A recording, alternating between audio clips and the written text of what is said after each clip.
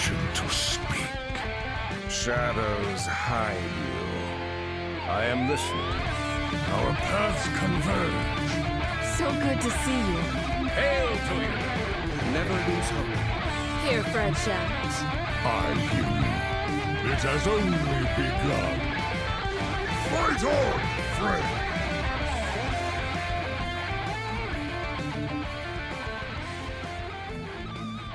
Welcome to episode 439 of Concede, a Hearthstone podcast dedicated to making the competitive side of the game more accessible to you.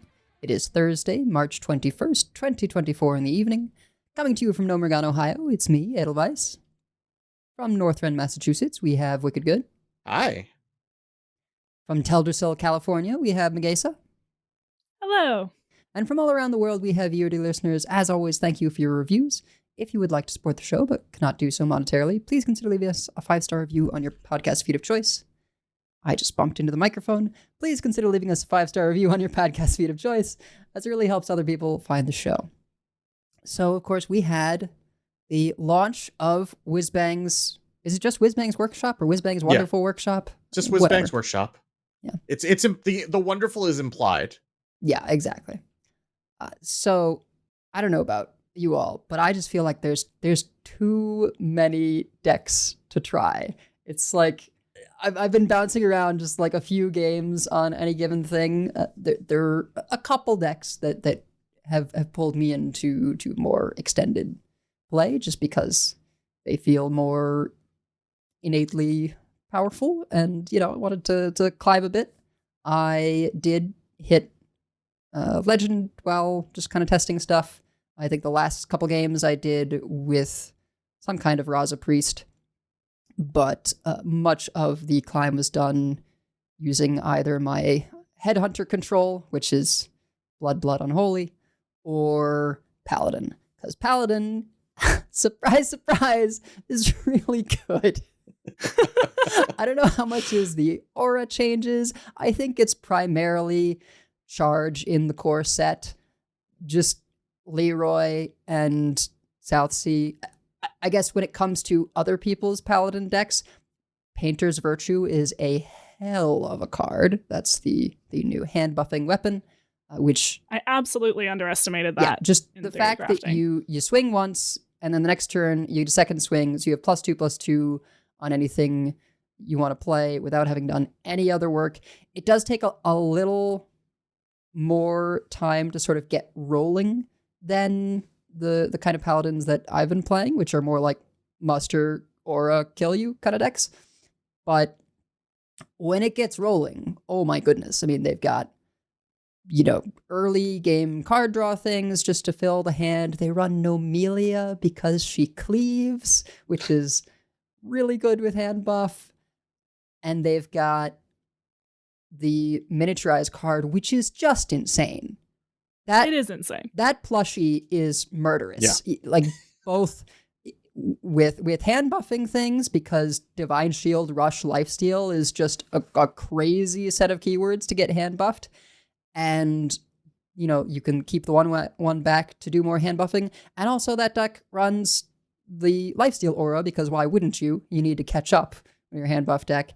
And the way I've been using the plushie is just, I've got auras down, I attack with one, and then I play the mini, and it gets to benefit from the aura too, attack with that one. It's so versatile, the fact that you get 2 rushes for 4 mana that are Divine Shield, Lifesteal.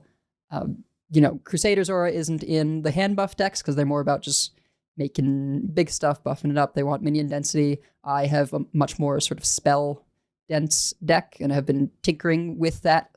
I ended up taking out the your auras last 1 turn longer, because while sometimes it was relevant, sometimes it just felt too slow. Yeah, you'd end up, they're already dead. There was a list that I saw through World 8. It's from Glory, where Glory has Showdown and Prismatic Beam and the auras, and then a Ziliax with Pylon and Ticking Module. So you get that for free. Yep. With the Showdown. Seems good. Mm-hmm. So that seems pretty good. Then you throw a aura on top of that, and that seems Yeah. pretty decent. There's just so many different ways, like I'm to build paladin that are all gonna be Mhm. really good. It's like I think Sludge Warlock in its heyday, where we were like, there's like 3, 4, 5 different ways you can build this, and really they're all fine. Yeah. Whatever speaks to you. I'm sure it will shake out at some point that there is an optimal build, but that'll depend partly on what happens with the meta, and it's all good. I'm sure also, I mean, my not very bold prediction is that in the first balance patch, Paladin will get nerfed and still be good. Yeah. Uh-huh. I would not be surprised to see Shroomskivate can't attack heroes this turn or something on it. You know, I mean, just because of Leroy specifically, just like dying from, I don't know that like an aggro deck should be able to kill you from 30 from hand on top of being able to kill you from board. It just feels like a lot, right? It feels like it should, like you should be able to do one or the other is fine. When you can do both, maybe let's not do that. I don't know that they need to go that deep. Like even just pushing it to 4 would be a big deal. Yeah. Maybe that's not true for the hand buffing decks, but you know, if I'm like trying to get auras down and do the Shroomskivate thing in the same turn, which sometimes you end up having to do because you're just fighting for board so hard earlier on, then it can be tough to kind of fit everything in. But you know, even pushing it to 4, that then is 9 mana with Leroy. It's tough. I don't know. I'm not necessarily opposed to burst, but it is definitely different that it used to be as long as you kept their board clear every turn, you were safe. Yeah. And now that is no longer true. Yeah. They're less, I mean, we've been calling it like aggro paladin, and they're often still running 1-drops, but they're not as much, especially the hand buffs and the excavates are not necessarily aggro or what I would think of as that. I'm not going to get into a semantic. You might even use the M word. Look, hand buff is inherently mid-range. People can come at me or whatever, but I have seen people explicitly call decks they have built mid-range class, and I'm like, wow, what? Like, this really is a throwback set. If we're willing to actually call decks mid-range by default, like, what is happening? I mean, I sort of would definitely put the hand buffing paladins in more of the mid-range class because they outvalue you. Like they are slower in the early game, just like drawing cards, and then they build up all these stats and then overwhelm you with stats and value, and because of charge they have this lethality. But it's people don't always think of stats as value, but they are. You know, when your opponent has to use more stuff to deal with them, that gives you card advantage. And you know, the things more like Ants deck, like the Aura Paladin I've been playing, are much more about like I end up actually going to 8 1-drops, you know, 4 2-ofs, just to get the most out of Boogie Down. And I'm still not sure between like Vicious Slither Spear and the 1/2, the Vrykul that when it attacks gives you a 2/3. Oh wow, sort of that's a deep cut. On the fence between those. You know, sometimes you can protect it with your Divine Shield Taunt and things. But there's such good card draw in Paladin now, is what's crazy. You know, between Miracle Salesman that like once you need to, you can trade those away to look for stuff. You've got the new draw an aura and a Divine Shield minion, which finds you is nuts. Your mini plushie, which is just crazy. And then, you know, you've still got Hi-Ho Silver, or at least I do, and you know that draws you a holy spell. So, and if you need to, you can use Amethyst to draw you 2 minions. So there's just a lot of ways of keeping your hand full.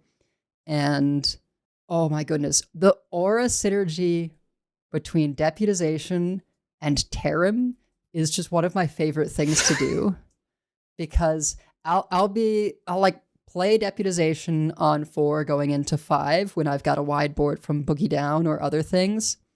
And I think people just don't see this coming, where, you know, they leave stuff up. Very, very frequently, it's like I've got minions just because of mining casualties. And I go, okay, I hit you for 4 with the left minion, taking advantage of Deputization Aura. Then I play Tarim on the far left, who gets the Deputization Aura buff. Oh, and then gives it to the ghoul? Well, not necessarily a ghoul, but you know, Silverhand, right? And I do the rightmost minion that hasn't gotten attacked, that normally, since I'm not sliding, wouldn't be receiving the benefit of the Deputization Aura. That becomes a 6/7. So there's a lot of positioning in the Aura deck, and sort of maximizing your use of those auras, whether it's, you know, with your rush minions, with your charge minions, just making sure that you can get the full benefit. And Tarim is just so versatile and fun, whether it's to, you know, debuff your opponent's stuff or you know, primarily on the first half, buff your things. I've been having a blast with that deck. Well, you're living your best life, and I'm living my best life, because I regret my snap judgment of Wheel of Death. It is not a meme. It is an actual card in an actual deck, and that deck is very good. I had to basically break the news to somebody in the Discord today. They were like, wait, people are saying Wheel of Death is a real card. I'm being memed on, right? And I had to be like, no, they went through all 5 stages of grief in that conversation. It was quite something to behold. But it is, because it turns out that Wheel of Death is not actually 8 mana do nothing. It's 8 mana summon a 15/15 lifesteal taunt. And possibly make 2 more rushing 15/15 taunt. Not 15/15 taunt, but 15/15 rushers. If you happen to have kept your Forge of Wills around. And you have ways of not dying to the fatigue. You could just play Symphony of Sins. You have the Ziliax who shuffles himself back in. You can just like heal with, like, you know, with a bunch of the spells that just heal you, and even just like putting out the Felstring Harp, is that the name of it? I forget what the name of the weapon is. Yeah. So you can just like not take 3 ticks of fatigue, and then just, you know, don't tap. It's even if I was actually playing against one as a Plague DK, because I got very tilted by running into Tendril decks, and we'll talk about those later. And I was playing up against one, and I got them to 1, and they blew up their deck, and except they had the harp out, I realized I can't even shuffle plagues into their deck because the plagues will heal them. So it's just Control Warlock, and you don't need Wheel of Death all the time. And to the point where some people argue, well, you don't even need to put it in, you should take it out. No, you run it in the deck because it does something for you. And it also, like, the way it was, someone, I forget who it was, who described it to me that this is Seek Guidance. And then I got it, right? The Priest Quest. Mm-hmm. Because it's not something that you need to win every game, but there are matchups that you will need it in order to just end the game against anything that just continues to generate nonsense or generate value or whatever. And then it just puts a clock on it. Like, okay, you can keep generating crap forever, but you only have 5 more turns. So whatever crap you generate better be pretty good. and sometimes the like extra sort of benefit that it gives you along the way is all you need, right? You know, Seek Guidance, right? You got those extra discoverers from your deck, and that could be a big deal in winning the game. In the case of Wheel, destroying your deck is a feature. Yes, exactly. And that's something that I think is really important too, is like, I maybe with the several games that I played of that deck never actually won with the Wheel, but I won with the Wheel because I deleted my deck, and that turned on my Reno, and that played a 15/15, and you got Forge of Wills. Like a lot of games, I would just try and coin Loken, which I actually took out the Viper from that deck. I forget what I swapped in, but just like No Hands put in Elementium Geodes for he had Speaker Stompers originally. I don't know. I guess he was targeting Nature Shaman or something, but he took them out for Elementium Geodes. But it doesn't, like, they're the 29th, 30th card. Doesn't matter. I'm not dealing with those things, so just min-maxing Loken is really nice because that high roll is bananas. Oh, yeah. Whether you get Sargeras or Fanatum. Phantom, yeah, like a 15-15 or a 6-12, and you're always mulliganing for Forge of Wills.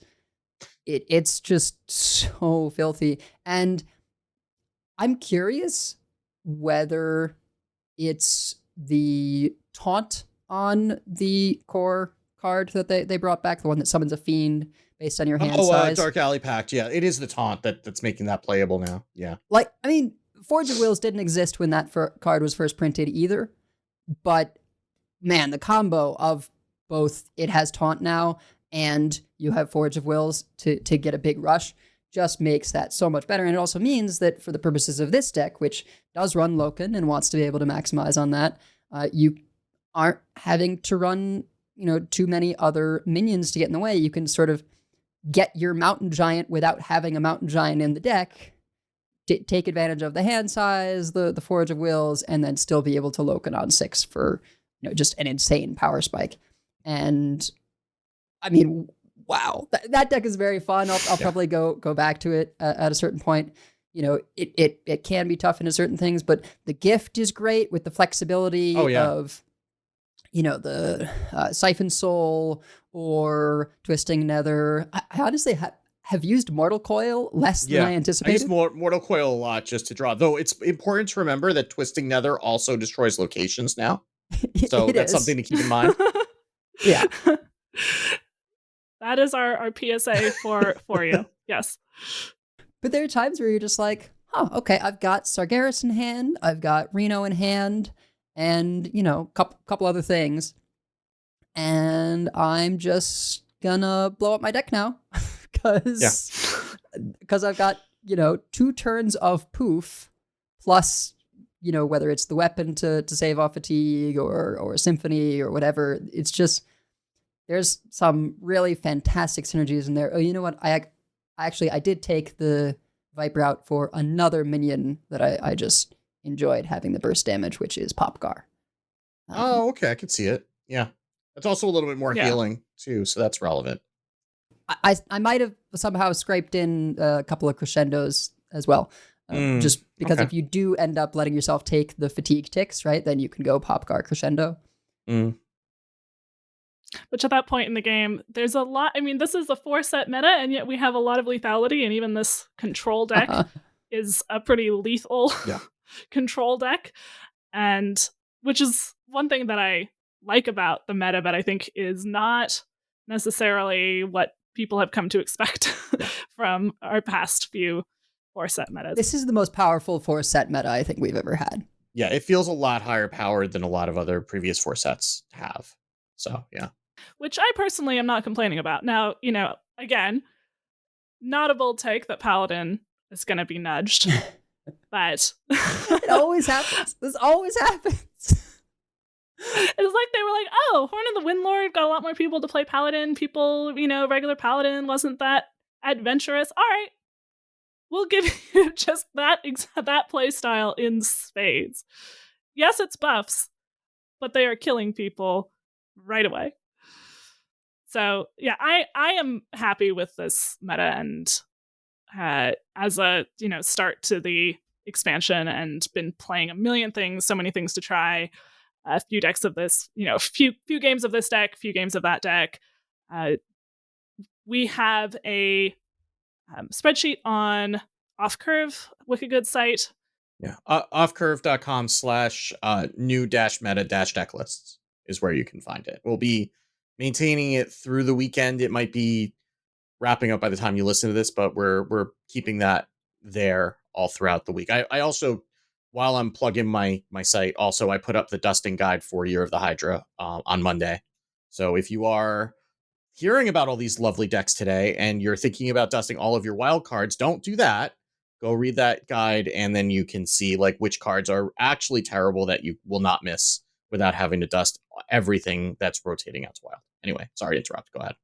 Yes, that's a very good resource. And because I've been helping contribute to all those new decks, I have been like scouring Twitter and donkey.top, which is another great website for finding decks that I think a lot fewer people know about. You, especially early in new metas, you can go and just filter by decks with a certain number of games for a class. You can look at streamer decks to see, you heard a streamer was playing some deck. What was the actual deck list that they were playing? Often you can find them. And so that's always a really useful place to find decks. So I've been looking there and scouring everything people put in the Discord. So then I'll just be like, oh, I just need to play a game of this. And we'll talk more about it in Decksplanations, but I was trying many different ways to try to make Overheal and or Dragon and or something work. Haven't cracked it yet. I think one, Paladin is a real problem for us right now. So a nerf there might help, but also there's some challenges in the deck building. We're a little bit low on card draw unless you get Clergy early and you're really all in on the healing package. It's kind of Clergy or bust, which is a problem. Or if you want to build it less heal focused, then you kind of just have the Dragon draw too, which is good, but then what else do you have? We really miss Cathedral, we really miss Shard of the Naru. We even miss Light It Burns with Paladin. So it's been, do we put dragons and the Overheal in the deck? Like, what's our win condition? Is it Hidonus? Are we putting Raza in? Mostly I've seen not that. I've seen automatons. So I've tried a sort of dragon and Overheal in the same deck. I tried just dragons. I tried the dragons with giants thing and was not personally super impressed by that. There's that didn't just last other very long. No. ways to get big stats in play more easily in this meta. Priest doesn't really have a draw package for that works as well. It does. As, it's just one card. But it's one card. It's the sharpshooter problem, Yeah, right? exactly. Or the serpent wig problem. I was the person who was raising that alarm early, I think, because I played so many games of Naga Priest. I was like, that was why no one played that deck, except for me. We were talking about the list that got posted in the Discord today, and then one person was like, well, why is Thrive in the Shadows in there? Like, what spell or do we care that much about? I said, you care about whatever spell you can draw because that's what we're doing for card draw now. Like, that's the best we can do. We're running Thrive in the Shadows just to get a card out of our deck. That's where we are right now as Priest. We will thrive for Pendant if Pendant gains us nothing because we want to Crimson Clergy. Like, that is that is where we're at. That is where we're at. Well, I was thinking about I was talking to World 8 about putting Gift in because Gift has Power Word Shield in it. And that is 2 mana, but it's 2 ticks on your Drifter. Exactly. And you can copy it with Pip. I'm a big fan of the Gift. It does seem tricky to make space, particularly when there's part of me that's like, man, I feel like we should be making space for Deafen because Paladin. Oh yeah. Unironically, I think maybe we should be making space for Deafen because Paladin. So I am glad it's not in core for the year, but I recognize it is tough not having Shard of the Naru anymore. It's like when I'm trying to do priest things, I'm like, oh man, that would be really nice into Paladin right now. Yeah. I mean, you might just have to like hard run Shadowward Ruin just because that might be a reason to play priest, honestly, is being able to run Shadowward Ruin, but that doesn't save you from Leroy is the problem. I guess if they swing with Leroy and they don't kill you, you could use the Gift to mind control it and then get counter lethal. Well, hopefully you've won by then. I think that's... So I don't think that we're doing the Raza package just takes too many card slots. Yeah. Is the main thing. Like, you don't have... I am thinking either it's something with a little more tempo, and Zarimi is what I'm thinking. Either just straight go with some dragons and some card draw, or you're going maybe a thin dragon package and the overheal stuff that makes a board. I'm not quite sure yet. You're definitely running, drifters, pip, lots of 1-drops. The overheal I'm thinking mostly because clergy still is the best draw package if you do happen to draw it, and so then you might as well be running other things that benefit from having some healing, because you don't want to be running like just clergy and funnel cakes, I don't think. No. Which I've seen some decks just clergy and just funnel cakes for the clergy. And at that point, you might as well, I think, not have the clergy, but you don't want to be running tons of heal things only for clergy, but you only have 30 deck slots. So it's been a tricky balance.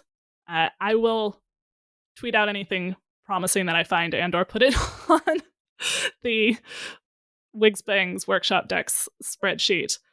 I've been trying to add things in there, and also in our Discord we now have a deck forum thread because I was completely derailing the Hearthstone Hangout thread repeatedly today, and then someone made a thread and tagged me in it.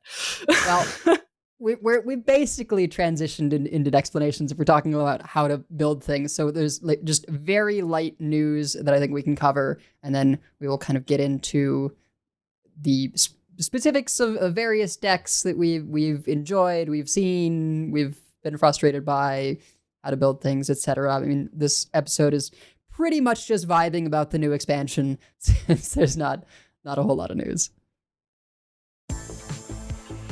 Gadgets and Gazette always gets the scoop. Yeah, so like Edel said, not too much. We did get one small server-side patch today, 29.0.2. And that's mostly cleaning up a lot of issues that there were around the launch. I mean, before we get to that, I mean, there's just various Battlegrounds changes, the usual shuffling armor around, changing quest appearance rates, that sort of thing. In Arena, they adjusted the draft pools and the offering rates of some cards. They brought Death Knight Hunter, Demon Hunter, and Paladin down a little bit in power. They brought Druid, Priest, Mage, Warlock, Warrior, and Rogue up a little bit in power.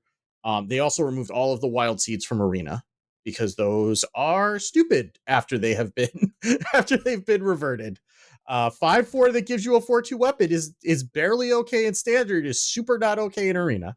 So those have been fixed in Arena, but they did also have a number of constructed changes. The bug where Sonya Water Dancer would give a copy of herself when she was played for 1 mana that we talked about last week, that's been fixed.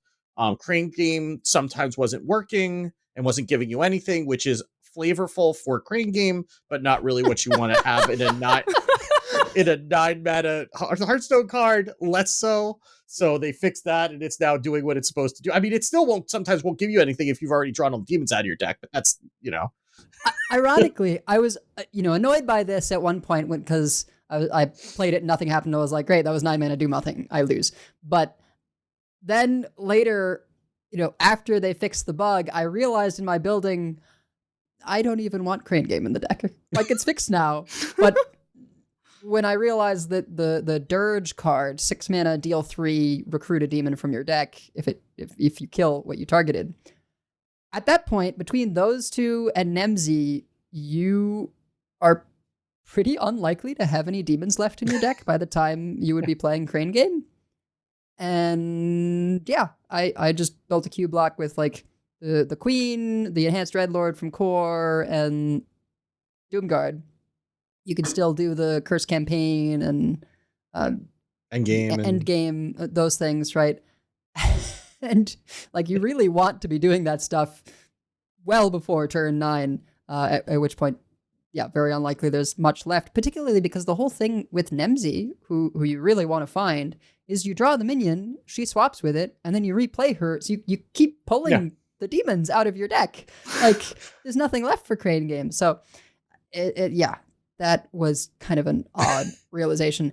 I think in general, while that deck isn't kind of nostalgic and fun, it just doesn't compete with the wheel deck. Like, the wheel deck is the way to go.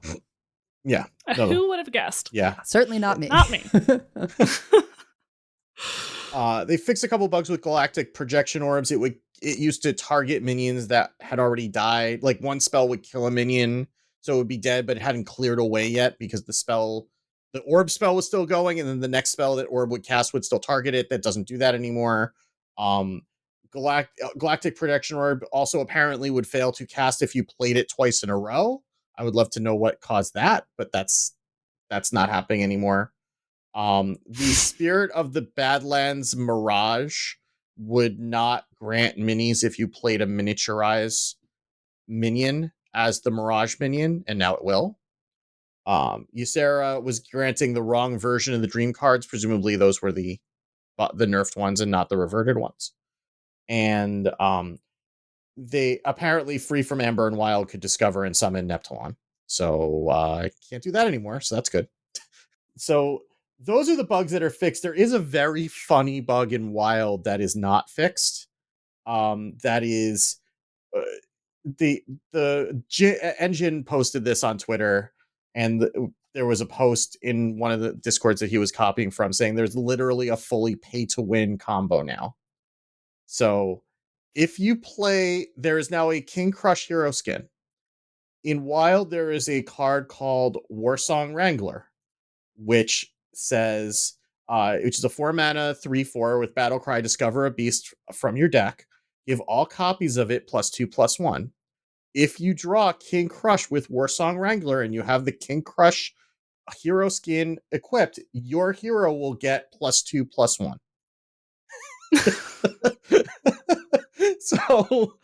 So enjoy that, I guess. I'm sure they'll fix it. It's a very silly bug. It's probably because they're just all called King Krush, and wherever they are apparently includes in the hero frame. So that definitely has throwback vibes to destroying a demon, destroying your opponent exactly. if they were Jiraxos. Yeah, Sacrificial Pact, yeah.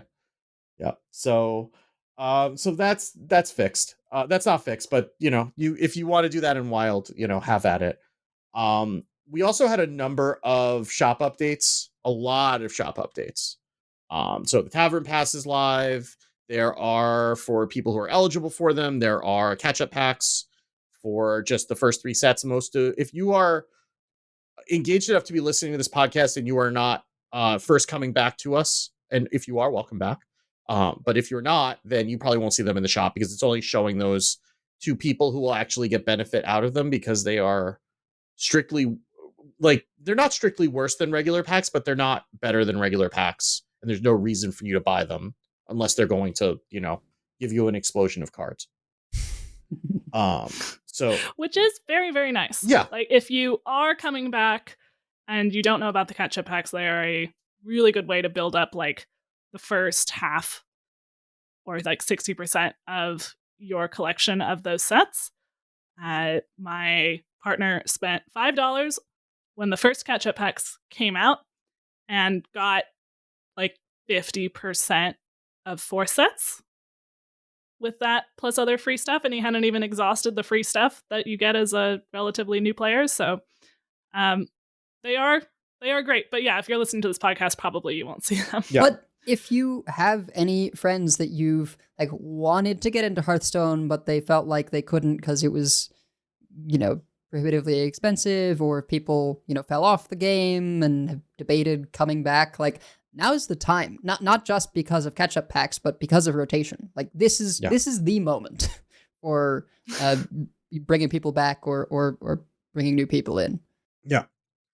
So there's also a Leroy Jenkins legendary skin. We talked about that last week. It is one of the better legendary skins. He is very emotive, but in a fun way. His attack, I guess it's just his attack, actually throws a chicken against the window of the portrait, and the defeat animation has there's actually just the chicken, I forget what it does, but it's very funny, and someone was posting animations of it, and apparently the name of his weapon is WP, Weaponized Poultry. That's something I learned today. So enjoy that, I suppose. There's also the aforementioned King Krush bundle. That's 1,500 runestones or $15 with a card back and 5 packs, and there is a Sargeras in a box bundle, which is 1,000 runestones or $10 with 5 warlock packs.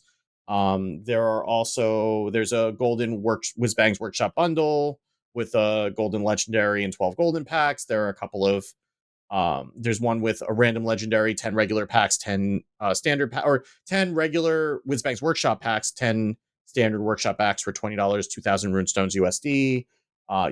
You can just buy bundles of signature Drilly or signature Odin. I didn't mention that, by the way. This is the 3rd expansion in a row since Pat has started working at Blizzard that I have gotten the Rogue Legendary in my pre-order bundle, and I'm starting to get suspicious.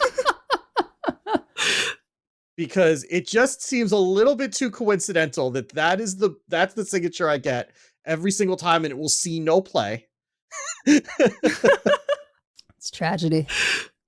Meanwhile, the only signature that I got was Raza, and my first 2 legendaries were Zarimi and Shuttleblock. Yeah, so I got Sonya, and Sidisi got Raza, and he posted a video of himself dusting it and made me terribly sad. And I knew he was going to do it. Like, I know he's going to do that because, like, any priest legendary that Sidisi opens is marked for death the instant that it gets opened. But, like, that just hurt my soul seeing that. But yeah. So I would like to say also that meanwhile, now I go in for signatures. I perhaps spend too much trying to get signatures because I want certain ones. Partially because I don't always get the one I want right away or ever, but primarily the rogue ones, which are great. I have signature Pip. Signature... Oh, no, I don't have signature Raden. I think sometimes I have maybe generated that somehow. And I have signature Raza. And I, fortunately, this time did get the signature Sonya without too much trouble. I did that by getting the King Krush bundle. Okay, well, there you go. There's a nice transition. Yep. Yeah.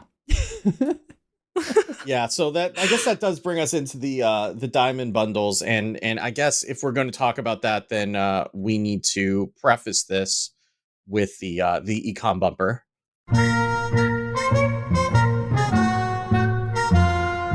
Time is money, friend. So there are 2 diamond bundles in the set for Aulonius and for King Plush. The King Plush animation is adorable, doesn't really capture it. He sits there and he kind of roars back and forth, and then a toy wooden train comes by and he grabs the toy train in his mouth and rips it to shreds, and it is delightful. It is also... My partner was so sad for the train. Oh, yeah. Yes. But then I was like, isn't this amazing? But he's like, I like trains. Why did he do that to the train? It's a toy train. There's no people. Yeah. It's a toy train. There's no people. Yeah. It's a toy train. Yeah, it's not even like a nice model train. Yeah. It's just a toy train. But it's also $60. So...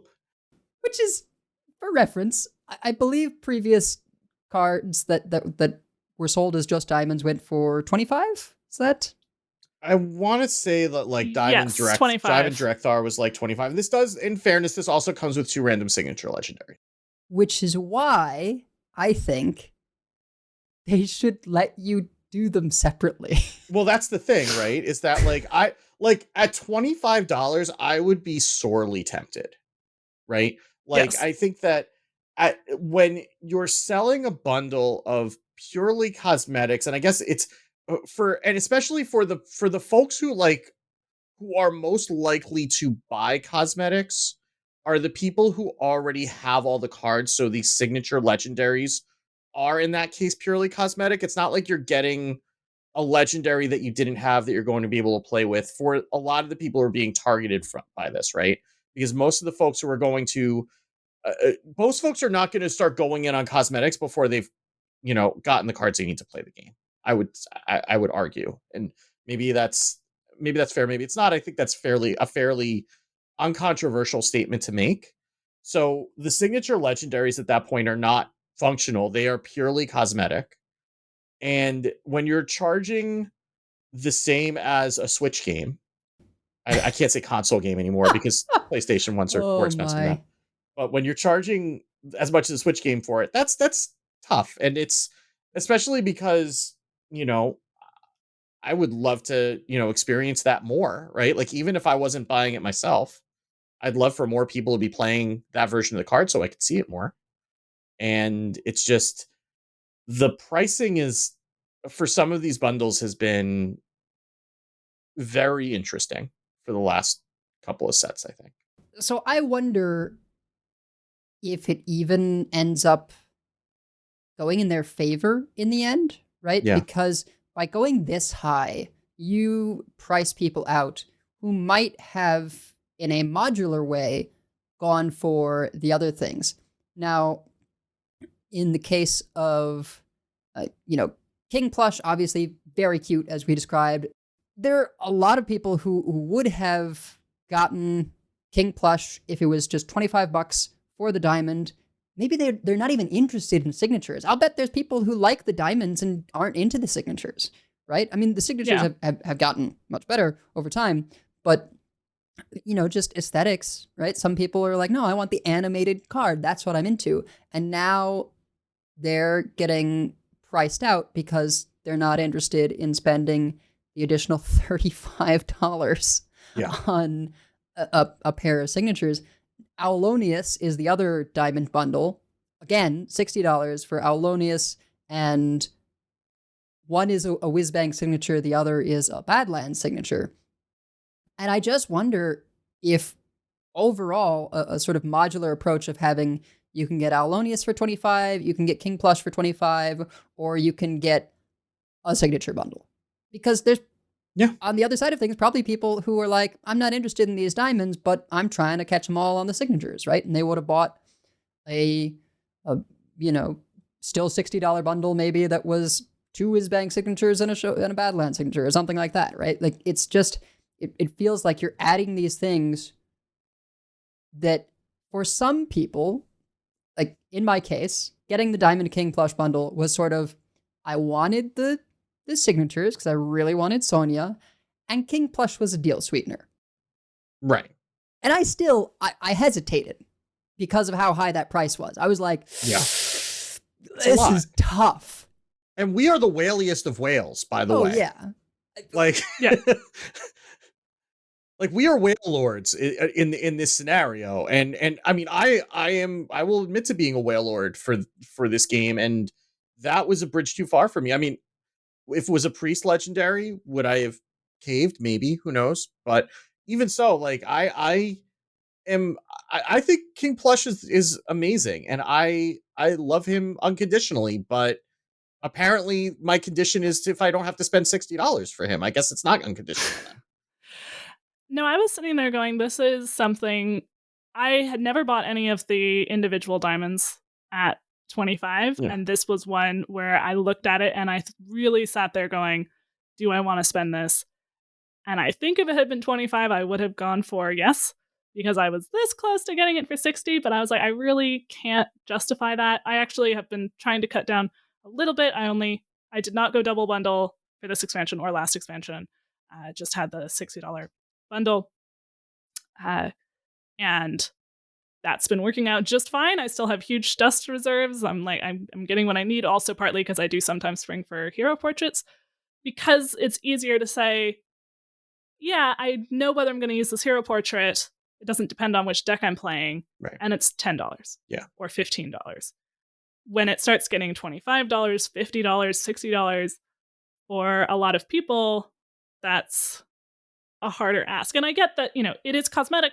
You can get these cards otherwise if the game is making money through cosmetics, but I think they could probably make more or get more people to get things if it was modular, and it would feel less bad. Yeah. I don't get the drive to bundle all this, right? Like, it's people are going to buy them regardless, and it feels a lot like, okay, I'm going to age myself. Not that I haven't done that, and not that I don't do that every week, right? But like back in my day, like when a new console came out, right? Like when like the GameCube came out or the Game Boy Advance, and like you couldn't just buy the console on launch day. You had to buy it with 2 or 3 games and then a couple of accessories that you probably didn't need because that was the only way that you could get it on launch day. That was how the stores would sell it to you.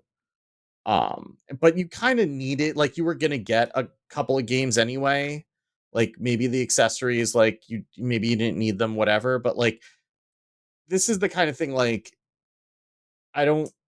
it just feels like it's putting a hurdle in front of the cash register to position it this way. And I'm reminded of previous times where they had, you know, a bundle of skins, right? That all had the same theme. In particular, there was like the the Lunar New Year ones. Yeah. And that was a situation where I was so happy that I could get. I think they didn't break it down into like one of modular, but I was able to like get Dao-Chan Valera instead of all 4, right? It was like Dao-Chan Valera and maybe one other something. I think Anduin was part of that because I think I bought that one too. And I remember I wouldn't have bought a rogue skin willingly, so that must have been part of a bundle. Not even Dao-Chan Valera? I mean, I'm happy to have her. She's one of the better ones, but I wouldn't have bought. I wouldn't have paid for it. No. But regardless, right?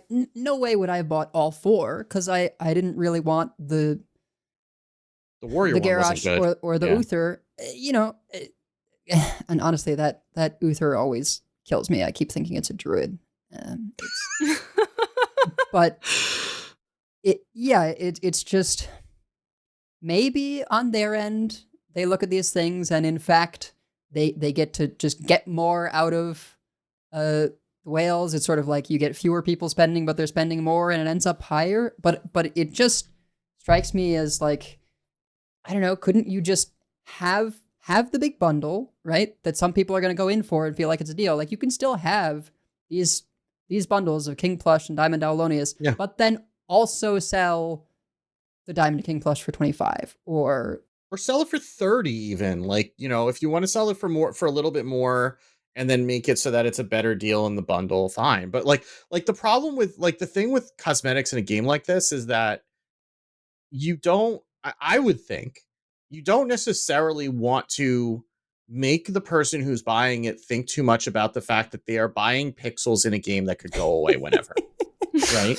Like that they are spending $20 more than Helldivers 2, the Sensation co-op game, right? Like it's when you put things in that kind of perspective, it's a little Diamond King Plush should be less than Helldivers 2. You can get King Plush or you could get Baldur's Gate 3 on Steam, right? Like that's a legitimate comparison. And like I mean, I guess they're both technically pixels in a screen that could go away at any time, but like, you know, you're getting access to a game versus you're getting to a thing that you get to look at once in a while when you happen to be playing a deck that card is good in, and only for 2 years. I mean, that's also the difference between a card and a hero portrait is the hero portrait isn't going to rotate out of standard. Right. Yeah. And when you make that comparison, like pick it up PG3 on sale on Steam or something, you know, that's a good 200 hours of enjoyment. I'm not getting 200 hours of enjoyment out of King Plush. I mean, I might sit there and stare at him for 200 hours because he is adorable, but you know, still. Yeah, it's tough. And the only reason I ended up getting it is because we're in the privileged position of having codes, you know, so we're not getting the bundles already. So this is kind of my replacement because still have that budgeted. And so I get to shell out for the signatures. But if I only wanted one or the other, I wouldn't have gone for that bundle. Yeah. Yeah, no, you really do have to want both to make it worth it. So hopefully that is a great point that they changed tack on the hero portraits. I buy more hero portraits now that they're not bundled with each other. And I'd probably buy even more if they weren't bundled with the packs. But I think they're less likely to stop doing that pairing. I mean, the packs are intended to be like a nice thing. I don't think you're supposed to factor in the packs in the cost of the portraits. It's just supposed to be like, and also here's some packs. Right. It wasn't a not entirely insignificant number of packs for me to open at the start.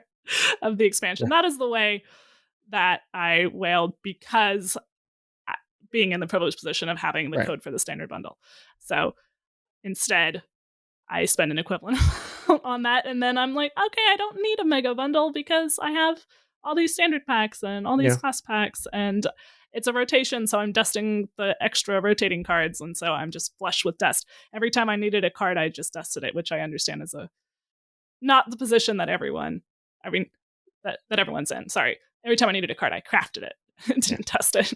I spent 2 hours getting carpal tunnel, dusting all of my duplicates, all my extras that were rotating out of wild because I'm one of those people who doesn't press the button ever.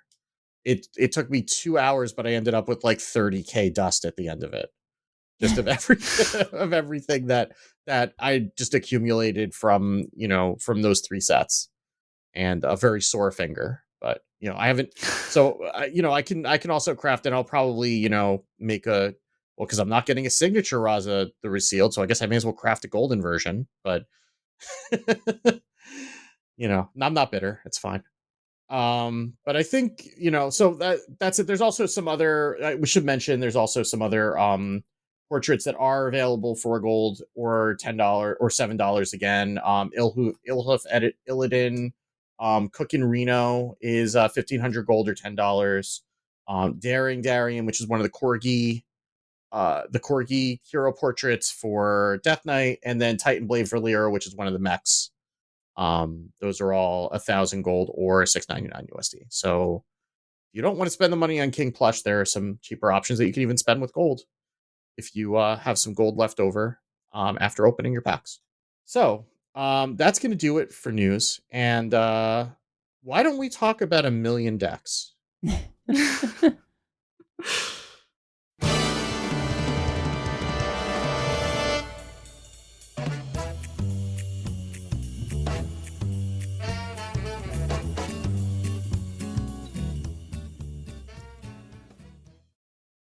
All right, so we have many decks that we would like to talk about. We'll not go into detail on all of them, or this would be our longest episode ever, which hopefully it won't still be.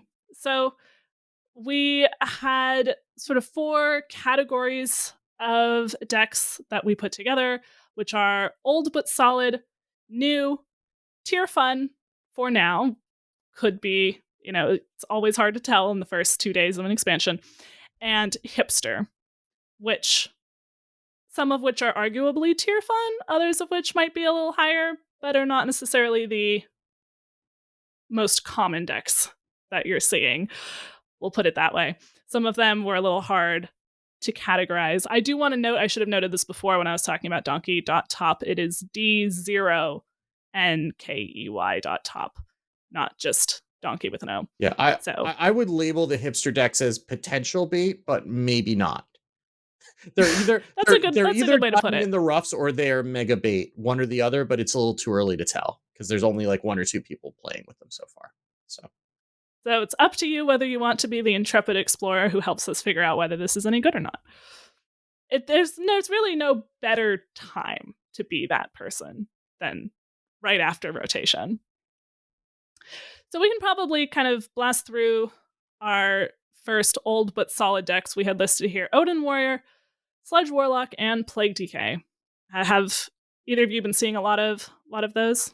So I saw a lot of Odin Warrior initially, and maybe once or twice a Sludge DK. Plague DK is really the one I've been seeing the most recently, I think, because of the Highlander decks that folks are experimenting with. And there's other things, just draw decks, right, that can get kind of messed up by Plague DK shuffling things in. I don't love that Plague DK is the thing that people are going to. It's kind of a weird situation where, like, I mean, Steam Cleaner wasn't great counterplay for it either, but now that Steam Cleaner's gone, it just sort of feels like there's nothing I can do, barring like having enough value and life gain to burn cards off the top of my deck, and that's not really a thing we're doing. Like the Wheel of Death. Yeah, but even that is tricky, right? If they hold some stuff back to Helya you, or if they, Helya is permanent for the rest of the game, if they just hold some plagues back to shuffle in once you've wheeled, you're taking all of them every turn. Yeah. So if you kill them next turn and you have a harp up, it's not the end of the world. Yes, but you have to be very careful about just saying my deck is gone. Go shuffle in some plagues. So I don't really love that dynamic that there's so little counterplay to plagues, and it's like people have talked about, well, what if you made Reno and the Highlander things just check your deck at the beginning of the game, so you wouldn't be able to do the turbo draw thing to activate them. They would be just Highlander specific, and also plagues wouldn't shut them off, so people would play plagues less, right? Because there's less reason to when you can't shut those things off. But then you get into this thing of, well, now there's no counterplay for Highlander payoffs, right? Like, it minimizes the use cases, like you couldn't use it in the Wheel of Death deck, these other things, but it also means that for the decks that are Highlander, that brand is going off, that Reno is happening, right? Like, and you just upset this other population. So yeah, and Reno's less of the issue than Bran, I think. Like, Bran is the thing that is, like, none of the rest of those cards. I mean, I guess, Holiday kind of says for the rest of the game, because that weapon never really goes away, but most of the rest of them don't really say for the rest of the game, but Bran does. So that's the one thing that you're trying to turn off. But yeah, I think that these decks also have not really changed very much because they just didn't lose anything. Like, Cycle Warrior, I've seen a fair amount, and that's a deck that just, like, it's still fine, right? Like, it didn't lose anything. I think it maybe lost like one or two cards. Oh, it lost from the depths. It just runs Verse Rifts now. That's basically what it is. It still doesn't have new cards in it. I think it's running Fizzle now too for some reason. I'm not really sure why we need to Fizzle. Yeah, that doesn't seem necessary. I do like having Justicar. That's a cool one to have access to. Getting that 4 armor hero power is really, really nice, just in the sense that you can, both just tank up generally and be able to do a lot more. Well, it's kind of okay if I'm just hero powering because it's twice as much. So I you also play Reno in that deck, so I don't know how much because I don't want Reno, right? I guess it depends. I'm talking about the normal, the regular list, right? The most common list. Yeah, I guess. I don't know. I'm still in the phase where I haven't done a ton of looking at what other people are doing, and I'm more focused on my own build. So I did Odin with like Caricature Artist, Justicar, and Odin. Like, oh yeah, so a lot of these are just like the Turbo Cycle, Double Razor Fen Rockstar lists, right? Where they're just like turbo drawing. They drop the double Razor Fen Rockstars and they just kill you from 45, right? Yeah, so and they don't really need Justicar. I would question whether you. I suppose if that's your plan, then yeah, sure, Reno is okay. I like the ability to more just sort of grind out if you need to, right? Like having Justicar on curve can be nice. There's times where you need to be able to keep yourself alive to be able to play Odin, and having a hero power that gives you 4 armor in that time can be good for that. Yeah. And on top of it, like, it just feels right. It feels flavorful, yeah, but yeah. And I also don't like the times where it's like, I've got this Reno, it's not active because I'm actually a duplicate deck that just tries to turbo draw, right? Like, that never happens. When you're facing it, it never happens. That only happens to me. That doesn't happen to normal people. But yeah, it's there's not really too much else to say about these decks. You've seen them for the last 3 months or so. Like, what they are. Sludge Warlock has Doom Guards in it now, as one would expect. Yeah.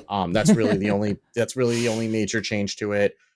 Plague DK is also really not running too much. I think sometimes it's running like Plucky Paint Fin, which is the poisonous Murloc that draws a rush minion, so you can get the Chain Guardians, or the Burrow Buster, or sometimes they're running the Frequency Oscillator to make the mechs cheaper. But yeah, and you run Ziliax because it's a deck, so you may as well run Ziliax in it. It's a deck. Well, and these are good things for anyone who is not the same kind of whale and can play with all kinds of cards. I'm almost like, it's practically a business expense because I need to do it for the podcast to play all these things. Literally is a business expense. That's right. I'm working on taxes. It is. Yeah. Yeah, I have to do my taxes for this year. I'm starting to get close to the wire here. So, but I can absolutely justify it. If there was an audit, I would be well within my rights to say this video game is a business expense for my video game podcast. Yeah. Not Baldur's Gate 3 though. Not Baldur's Gate 3 though. No. Yet. No.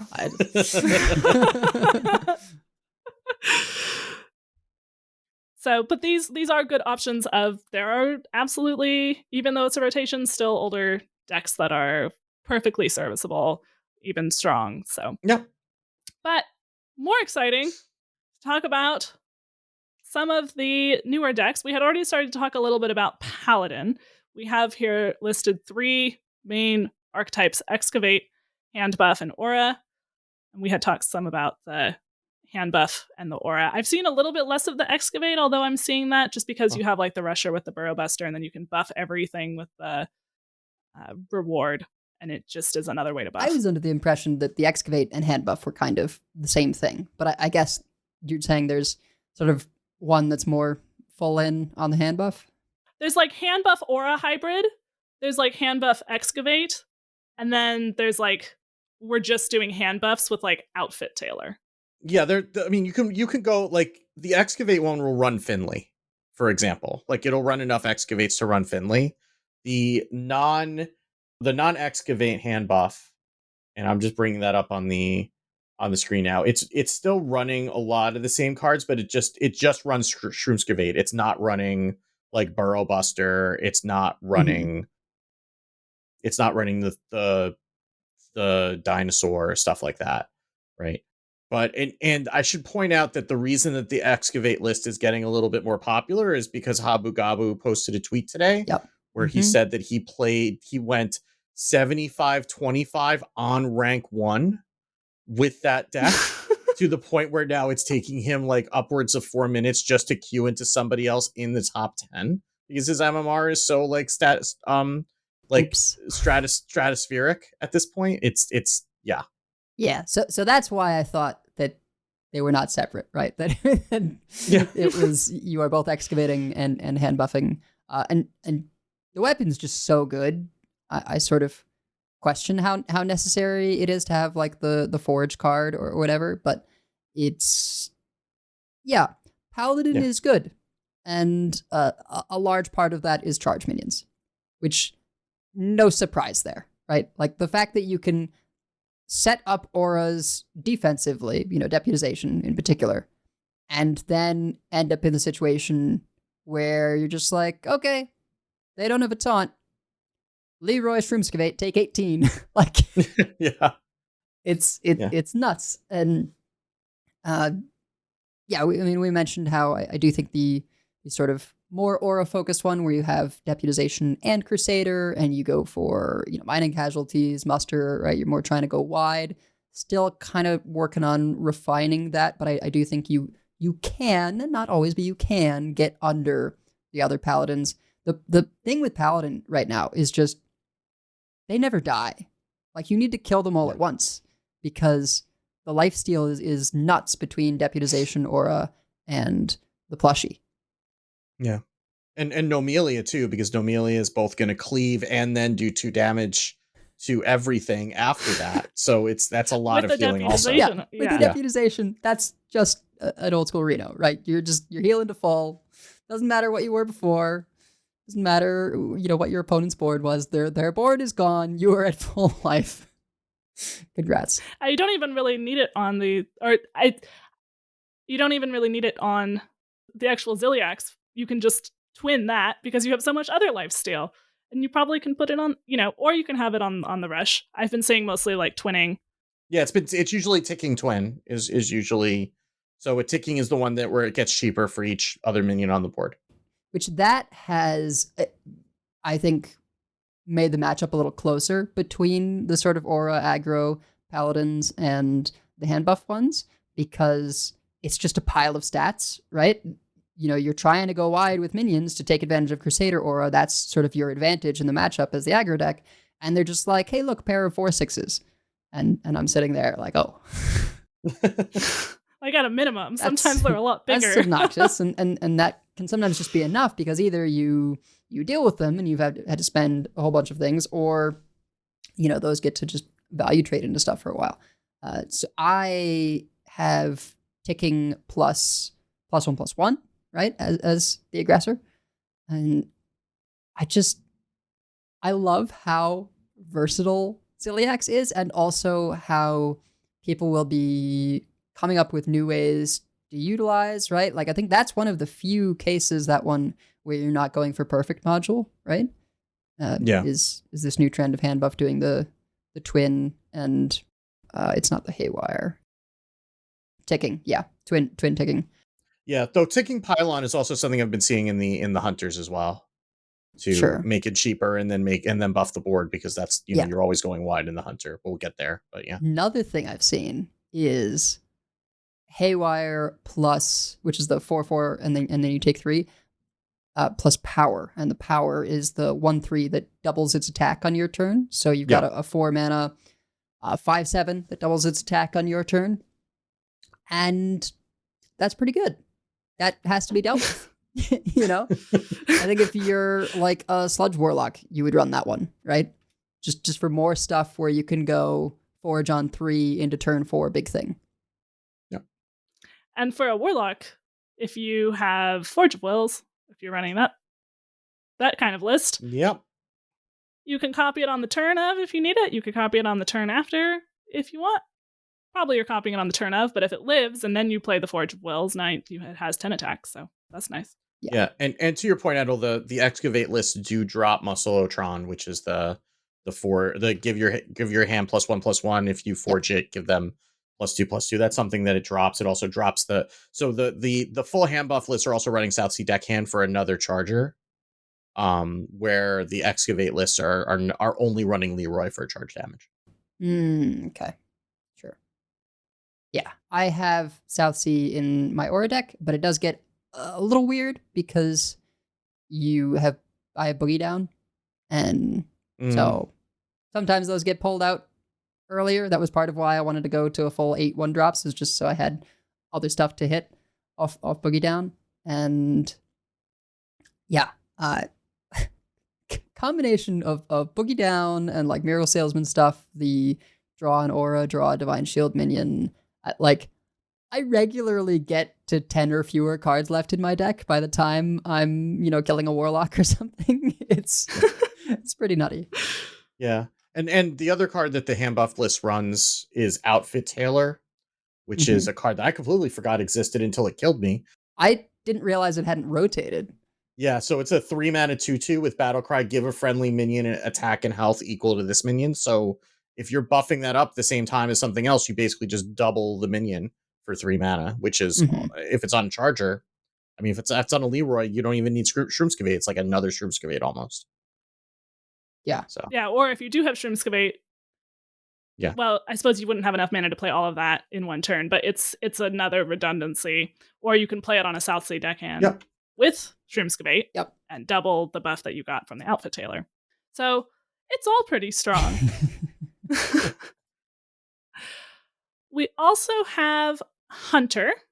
Speaking of pretty strong decks, probably not quite the same level of ridiculousness. I haven't seen it nearly as much either, but we certainly saw Hunter being ridiculous in Theory Crafting, and that location's still pretty good. One thing that I saw Hat pointing out about the RC Rampage is you really don't want, if you get all 6 little beasts, that might be good if you want to do a saddle up or something like that, but it's only 6/6 worth of stats. If you have 3 of them, and then they each get +3/+3, that's 12 worth of stats because you have 3 4/4s. Yeah, it's sort of like you minimum want to be getting 2 2s because that's 10 worth of stats. But then if you get 3 3s or 4 4s, then it's 12. So that's kind of 5/5s are kind of diminishing returns at that point, right? But, yeah, and you could do things like you can hold the weapon, the remote control to make sure that you have another board space taken up. If you have the location, that's a board space that your opponent can't clear off. You can get you can run ball of spiders, which and try to have those sticks. Ball of spiders sometimes gives you snow flipper penguins, which which also can take up some board spaces. I was helping Morny with the deck today. That was something that we did a couple times. And also you have Ziliax with Pylon and Ticking, right? So you can get Ziliax down either before or after, and then buff up all of those like 1/1s that you just threw down on the board. And you got Sneaky Snakes, which it's 2 bodies on the board that'll stick around with stealth if you don't attack with them. You can saddle up whatever board you get initially to make sure that you have a board that sticks around. That's a really key card. And then you just kill them. Vicious Slither Spear plus bananas is still good. I got destroyed by that. And then they also had the 4/1 worms. Yeah, the 4/1 worms are generally. And then they had another bunch of bananas. And I was just like, why am I still in this game? Yeah, I have not like tapped into what's going on with Hunter right now. I need to sort of look into that. I would like to try some of those things. I think part of it is just like the amount of lifesteal the Paladin has access to. I'm a little nervous to try and roll up into that. And perhaps that's also why I haven't seen as many of them, because like the Paladins are out in force.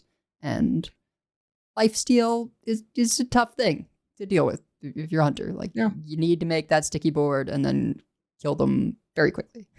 But you can, right? And like some of these lists run Kill Command. Kill Command is a lot of damage. You have Observer of Myths in some of these decks. That damage can ramp up real fast. Especially with a wide board like that, you can get a lot of damage going wide very quick. Especially if you're using Ziliax to proc one of the Observer of Myths ticks, then that also can pump things up quite a bit. So there you can get a lot of damage going through very quickly. And like Maureen and I had a game like where we were playing against some sort of a warrior, and they got Odin. They got Odin down, and we still got through all of the armor and didn't die long enough to actually kill them with this deck. Which I saw Odin come down. I'm like, okay, we can go next. She's like, no, we're gonna, as usual. It's like, no, we're gonna play it out. This one time she was correct, because it was like, okay, well, we got like a bunch of weird stuff off of like Ball of Spiders, and some stuff came off of Saddle Ups, and we just had enough junk in the way that they had to deal with, and we killed them. So you can play long with this deck. You don't generally want to, but you can play long with this deck if you need to. Yeah. You have Huffer for some charge damage that you can buff up. That's not necessarily going to help you if they just use a Nomelia to heal completely to full. But there's, the location can do a decent chunk of damage by itself, and then attack with a buffed board. Yeah. So there's definitely some burst to be had, but the lifesteal is insane on Paladin. The list we were running had a Scarab keychain in it, and it gave us another location, because that's a 2-cost card. That's a card that I didn't really have on my radar. Like I looked at it and was like, oh, this is a cool way of hitting the 10 card requirement for theory crafting, right? But just the fact that it's a beast and it gives you curve, right? Yeah. At the moment, it can be tough sometimes to like have enough 2-drops to always do something on 2. But the fact that you can have this 1-drop where you're just like, yeah, I play this on 1 and it gives me a 2. It is pretty great. Yeah. Oh, actually, you know what? We might not have been running it. We might have gotten it from a Ball of Spiders. I think that might have been what happened. But Either even way, so, like, still it's good. Very cool. Yeah. Yeah, it just gives you that little extra bit of value. You can often find something useful. So I definitely was surprised by that card too. But I haven't tried that much of the Hunter. I'm excited to try more of the Hunter. But it does seem like a strong option that is a little bit more likely to dodge nerfs than Paladin, although I wouldn't be terribly surprised if it saw some sort of adjustment. But we'll have to see. I don't think that the meta, there's always some aspect of really aggressive, hard-hitting decks punish the jank early in the expansion, and also some things are faster to get refined than others. So I don't think there's any need in this meta for, oh my gosh, we have to nerf something immediately, even Paladin. Yeah. Even if you do want to nerf Paladin immediately, you have to think about what's the smart way to nerf Paladin. Yeah. Because what even is the list is up in the air. So I'm glad that they don't seem to be like panic nerfing anything. And the only reason I think we haven't seen a ton of Druid is because of Paladin. So like the minute that Paladin is just a little too slow, or just got nerfed enough that people aren't interested in playing it anymore, Druid comes up and says, "Hi, remember me? Yeah, I can get to 10 mana again because there's fewer Paladins," and just, you can go full Aulonius and murder people that way. People are gonna do I think A&R cover artist is just a thing that Druids do now, and whether or not people are going to be running Sky Mother Aviana or we'll see.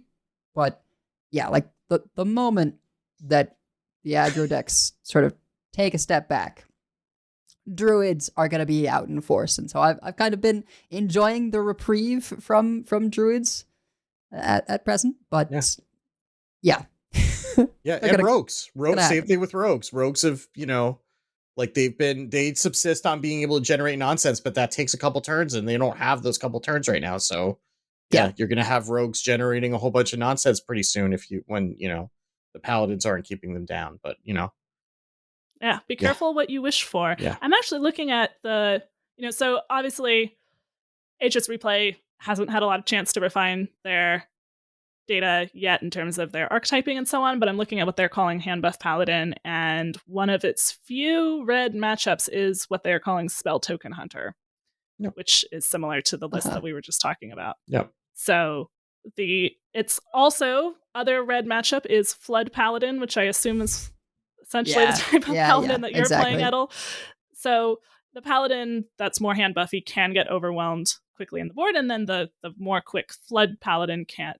That one had red matchups for control matchups. Yeah, you're worse into the control decks. You can still get there, right? If you just sort of set up the auras, take them by surprise, and then go South Sea Shroomskavate, right? But yeah, it without having the just like piles and piles of stats, it's a little trickier. There's a window, and you can miss that window.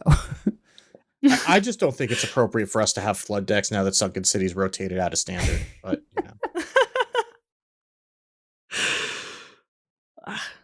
Sort of next on our new and good list is Wheel Lock, and I think we talked enough about Wheel Lock just because we've really been enjoying that. Destroying your deck is a feature, not a bug, I think is the main. Yeah. Hard mulligan for Forge of Wills, and unless you're against like something like a hunter, in which case you might want like Mortal Eradication just to not die before you get there. But yeah, and you generally, I don't think you generally want to slam Fellstring Harp on one is the other tip that I would give you for that deck. I see a lot of people doing that. Like, there's no point. You're not dying on two, probably. And you want to have hurt yourself a little bit so that it can then heal you up. Right. So you don't want to waste those charges when you're already at 30. You want to be using that once you've taken a little bit of damage to heal yourself up when you're also tapping. So instead of taking, because if you play it on one, then you're wasting those charges early. And then when you actually need to heal, you're not able to heal off the harp. Like if your opponent plays a Miracle Salesman on one, okay, play it on one because they're going to hit you for two. And then when you hear a power, you're going to get it back up. But if you are not going to expect anything, that kind of aggression out of your opponent, then you're just wasting 6 healing. Yeah. And you want to be tapping. Like, this is kind of handlock without the giants, but you do want to be tapping on like 2, and you want to be tapping on 3 if you don't have a Forge of Wills to play, because ideally you want to be playing Dark Alley Pact and you want it to be big. So like you don't want to be wasting the healing. You're going to be tapping regardless. You may as well take the damage and then heal it up after that. Plus, it's another card in your hand for Dark Alley Pact or also that. Also that. I have a quick story. Well, actually, I should let you introduce our next one, and then I have a story about the one and only game I played with it. So I'm sure other people have done this too, certainly by now. But one of the things that I was just like itching to do is play with the new hero card, which is the Headless Horseman. So that means I was at minimum playing Blood and Unholy, and due to some rune changes, you can basically play a full control deck that is just Blood, Unholy. And I tinkered around with lists. Initially, I was like, I don't really need Dirty Rats, and then I was like, no, I kind of do need Dirty Rats because Odin and, and some other things. But it's pretty good. I could still maybe tinker with a couple card slots. Like Rainbow Seamstress is okay, but maybe just like not quite enough value since you're not buffing it or anything. It's just really solid in terms of removal because you've got Mining Casualties is still just an incredible 2-drop that gives you corpses for Corpse Explosion. You run Maw and Paw, which even if they kill it right away, again, gives you corpses for Corpse Explosion. And if they don't kill it, and you have other ways of like generating Maw and Paw as well. Like that is your source now of increasing your maximum life total. You don't have access to Vampiric Blood. Vampiric Blood is the only triple blood card in Standard right now that Mograin's gone. And now that Soul Stealer is 2 runes, not 3, which is just extra important because not only does it mean that I can run it in this deck and have access to all the best control tools that DK has to offer, but it also means you can discover it. So if you do find the head and get that hero power that discovers an undead, you can find more Soul Stealers, and that is a very big deal. Yeah, I had a blast with this deck. I had seen you playing it on stream, and I copied the list, and I queued into a Tendril Shaman, which we will talk about, but basically the idea is you just play a lot of Tendrils that cast Sunset Volley at your opponent.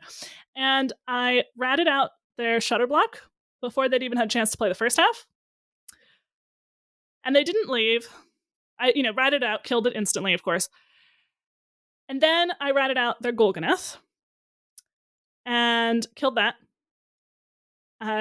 They managed to steal my Maw and Paw. They kept us going for 18 turns. I have a replay up. Somehow I used Reska to get their... I got a Reska. I'm not even quite sure. There are ways, right? There are ways. I ended up with it was probably Primus. Yeah. Yes, I got a Reska off the Primus, and I stole their last thing that generated Chaotic Tendrils, and they hadn't had Shutter Block, so they couldn't get more, and I just waited them out, all of their stuff, and then got a Ignis Weapon, a 10-cost Ignis Weapon, and killed them. I probably should have been less greedy with my Ignis Weapon and just killed them sooner, to be honest. But it was a lot of fun. And then I thought, I can't really top that game, and I have a million decks to try, and also the game probably took at least 20 minutes. Yeah, and the games take a while, right? So that's part of why I jumped off it for time. Is like, okay, I want to try other stuff, and I can play 2, maybe 3 of these games in an hour. So it's with some variation depending on people's willingness to concede. But there are a lot of games where I'm just like, are we doing this? I mean, I guess we can do this, but you're top decking. I really make an effort to use that 3 damage hero power if I've got it, just to close out games. Try to move things along a little bit because people still don't know when to concede. It's a critical skill that a lot of people need to learn. Yeah, I don't know if I want to be running the Seeker, right? The beast that draws a card that didn't start in your deck. Because it's sort of like there's a lot of options for Ziliax, right? You can go big greedy and do the one that summons a copy of itself and is 9 mana, just because that's a really big swing. You by big greedy I mean twin plus perfection. You can go for because I think otherwise there's no 7s. You can go for Haywire plus perfection, which cancels out the downside. 7/6 rush, lifesteal, divine shield. You can also go for the one that shuffles into your deck. But if it shuffles into your deck, then it counts as a thing that didn't start in your deck, and then Seeker will draw it. So And then also it's a 3/3 that doesn't do anything unless you've played the Headless Horseman. So, which I is don't a know. single card that you can't tutor. Right. Yeah. It's tricky. I don't know. I enjoy playing with the Discover an Undead hero power, but actually a lot of the time you don't need it. Gotta experiment. Probably better as a bonus than as something to run that card for. But it is the cool thing, so I understand the temptation to want it. But it is certainly a fun Death Knight deck, and not even our only Death Knight deck here. We also have what you've probably seen more of, which is the Rainbow Hand Buff Death Knight. And that one I haven't actually experimented with myself yet. Have either of you played any of that? Not personally. Played a bunch on the theory crafting with sort of hand buff stuff, so I haven't gotten to it. Does seem quite good. Yeah, it's just like if you're going to do that, you may as well play Paladin, right? Like it's a lot of it is You have poison. unless you. Yeah, I mean you have the poison. You have it's not even running the Quillbore. That seems wrong. Yeah, I think there's different ways to approach building it, but I don't know. My favorite things are like you've got a very large Quillbore and you give it poisonous and it just clears the entire enemy board and everything else goes face. I think the biggest reason is Nerubian Swarm Guard, right? Like that card being able to triple your buffs, right, and just have a board in a box is a very big deal. And so that's kind of one advantage you have over Paladin is you got more stuff that can sort of do that. Yeah, but in general, Paladin seems like the better way to do that if you're going to do a hand buff thing, because it's doing the same thing as that deck, except that deck just seems to have a lot more juice behind it, and the things get bigger, and it can hand buff more things generally. So, and the lifesteal versus the just the taunts or the summoning extra copies seems. I don't know. I mean, I haven't looked at the data of the matchup, and I feel like there's a lot more builds of the DK. The other thing is like you don't have to go rainbow for hand buff. You could be just blood unholy for hand buff DK. But I think people like to be able to run climactic necrotic explosion. That would be the big reason, right? Is if you do end up in this sort of stalled out state where you're just hitting big minions into each other, and you're playing Corpse Brides, making 10/10s, and playing Stitch Giants, doing all these things to make big boards, and then suddenly you're like, hey, I've spent 30 to 50 corpses this game. let's play a CNE. I imagine it's tough to kind of fit in everything that you want to do, but there are, I think, a lot of clever synergies that could give you an edge against the Paladins if they do kind of go in on a big board and you make the 4 ghouls with poisonous, right? Like there's these swings that you can have access to, and Reska is a heck of a card. Oh yeah, so Reska's a card. Yeah.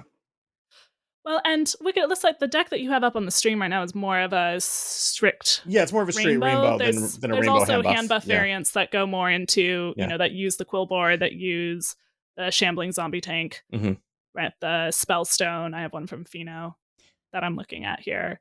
The Amateur Puppeteer, and all of that. So I could see then you don't necessarily have as much in the way of corpse spenders for your CNE, Right. but you're using that as a backup plan, and you still have your Corpse Bride, right? Yeah. You've still got. I assume you've still got Maw and Paw, but certainly you have the tank, which both is great for duplicating your hand buffs and spends corpses, right? I think that was a great addition. That's true. And you just like have so much more capacity. I mean, to kind of get the best of both worlds. I mean, it's not a ton of corpses, but there's the 2 mana blood spell, right? That buffs your whole hand and spends 2 corpses. Blood tap, yeah. Yeah, there's a lot of ways now that you can kind of dip into both hand buff and spend enough corpses for a rainbow. And I really appreciate that they did that. I do still have some feelings of like it's a little weird how many things are runeless now. Like it's still bizarre for me to look at No Muncher and be like, this is runeless. Why is this runeless? And Nerubian Swarm Guard and Noxious Cadaver, right? I mean, that's not really in things, but Yeah, I'll see a card. Well, I don't notice it as much because a lot of people are playing Rainbow, but I'll see a card in a deck that doesn't, and I'm like, wait, what? You don't have this rune? What do you mean? I mean, it doesn't really faze me because every Death Knight deck for the last year and a half had Nerubian Vizier in it, which would just get things regardless of what their rune requirements were. So, it doesn't really faze me as much. Yeah, I am hoping that this is just kind of something that's happened, both from the changes they made and for set, but I would actually like to see, now that some of these core things have been brought down to runeless or -1 rune, that we do get some more payoffs again for those other rune combinations, because presently, I looked at trying to build a triple frost and a triple unholy, and I'm just like, it's just not there. Why? Why? Grave Strength is very strong. Frostworm's Fury is very strong, and I think those are good payoffs. But there's not enough cards. Partially there's not enough cards generally for them, but also there's sort of not enough cards exclusive to them for it to feel worth it. Like in a lot of cases, it's almost but also I could forego the triple rune required thing so that I can dip into this other rune combination, for some powerful cards, or just give up entirely and play Rainbow or something, right? Like there's so many runeless things now. Yeah, I have seen a triple unholy, a few people experimenting with Grave Strength decks, essentially, in order to have that big burst. But it does feel like it's no longer, I have to be triple rune. I do like that it's no longer I have to be triple rune. So that, it might make it that the triple rune cards are therefore hardly played, I suppose. Yeah. But it's a lot harder to justify when it's one card, right? Like when it was Grave Strength and Marrowgar, or was Frostworm's Fury and Lee Death Whisper, or Vampiric Blood and Mograine. Like it's a little bit, or Soul and Soul Stealer, and for that matter, like it's a little bit easier to justify when it's just Grave Strength, just Frostworm's Fury, just Vampiric Blood. It's a lot harder to go all in on your deck for those two cards effectively in your deck. And my hope is that this is all intentional, that there are triple rune payoffs for those colors that we're going to get later in the year. And, then we'll have reasons to play those decks again. But, and that is why they shaved down some of the ones that we've known, so that people will sort of divert away from those things for now, embrace the fact that like Rainbow's good, hand buff is good, the Plague combination is good, these other things. And then, once we've sort of had a break from the triple rune decks, we'll go back to them. Yeah. I mean, it makes it easier for them to print cards because they still only have 9 cards for a class, right? And then if you have to support triple blood, triple frost, triple unholy, and every time that you print a card that doesn't have the right rune, right, then you're not doing anything for that deck. So I could see that being something that they just it's opening up the design space for them to not have to support those decks. I don't want to say officially is probably the wrong word, but like they don't want to encourage people to go into that direction. Like they can go there if they really want to, and there is a payoff, but it shouldn't be like the best thing to do. Yeah. It just, in certain instances, it's jarring where it feels like maybe it went a little too far, right? Like Swarm Guard going to runeless, Acolyte of Death going to runeless, but in particular, No Muncher going to runeless. Like the fact that I could play... That's a little bit... I could play that feels triple weird. Frost and have No Muncher just doesn't compute to me, because the whole exchange of triple Frost was like, well, so you don't do lifesteal things, because that's the blood thing. And there's this weird world where it's like, well, maybe I want to build an Excavate triple Frost deck that has No Munchers and not Marrow Manipulators, because I would rather resurrect a No Muncher than a Marrow Manipulator. Right? Yeah. We'll see. Yeah. But that was just my little sort of aside on the rune changes. All right, so I'm thinking we should talk about our last deck here in the new category, and then we'll just have to do quick hits, I think, Yeah, on I think so. the rest Yeah. of them. But we had wanted to talk about Demon Hunter. Quick hits, that'll goes with quotation marks. I'll try to put on my teacher hat here. So for the Demon Hunter, this is definitely not quite the direction I expected it to go, and I think a lot of people were surprised by the power level here. But basically, Window Shopper is a good card, and the discounts that you get from Shopper pass on to what you discover from Shopper. So you just turbo that, and then there's lots of different ways that you can build it. You can just really focus on that. You can have a lot of like attack buffs that give you some extra damage to close out the game, which has been kind of what I've been enjoying. There is, I reported a bug to Hat and then was told this is actually correct. So I was playing a list with CCG, which maybe is not the correct play, but is the fun play. Mm-hmm. And the card did feel pretty good. It especially felt good when I got Warglaze of Azeroth, which is the 3/4 weapon that after you attack a minion, you can attack again. I had it, I played Going Down Swinging. Going Down Swinging attacks minions, but does not use up your attacks. So every time you attack a minion with your Warglaive still up, it adds 1 to the number of attacks you can do this turn, but it doesn't subtract because the Going Down Swinging doesn't count. So theoretically, I only had one durability left on the Warglaives, but then I had a bunch of attack buffs. I put them to 1, and then I was like, why is the end turn button still yellow? Oh, and also it turns out that I can actually still attack. So they're dead now? So that's what I thought was a bug, but no. That's how Warglaives of Azeroth works. And theoretically, if you had all 4 durability on your Warglaives, and they had at least 4 minions, you could then attack face 5 times your regular attack. Yeah. And then 4 extra attacks. The only way to get a pentakill in Hearthstone. Yes. So don't build your deck for this. Yeah, because it's only out of CCG or Hearth. Those are the ways that you can get Warglaives, and then you still need to have Going Down Swinging, which would not be in a Hearth. So, yeah, you can't build around it, but it is fun that if you manage to pull it off, I don't know, keep note of that if you can raise your attack and you know, Going Down Swinging on a full board with Warglaives, you might be able to just kill them. They'll be upset and confused. But unlike with multi-strike, it is not a bug. Yep, that is how it works. But this deck in general, it's been so fun. This was not what I expected Demon Hunter to be doing. I expected Demon Hunter to either be like Highlander or bad. And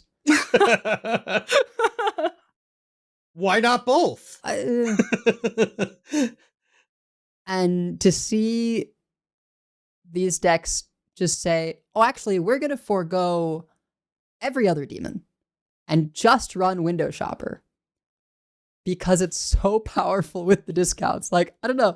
I just love the decks that have manifested with this expansion that are just built around weird interactions.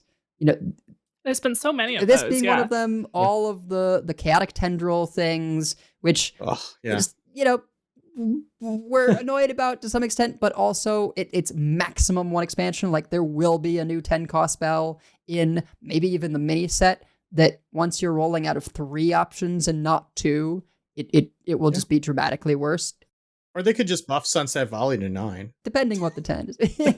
Yeah, sure. I mean, I would do it. We'll see what happens on that front, but yeah, this one was something that I discovered in the theory crafting, but it didn't occur to me to like build around just that. And I guess we didn't say specifically what the interaction is, but basically if Window Shopper is discounted from the gloves, from, let's say, the Fell Scream. Raging Fell Screamer, yeah. Right, which says your next demon costs 2 less. You've gotten 2 discounts from the gloves, 2 discount from the Fell Screamer. You can play Window Shopper for 1. Well, the way the text reads, the demon you discover has its stats and cost.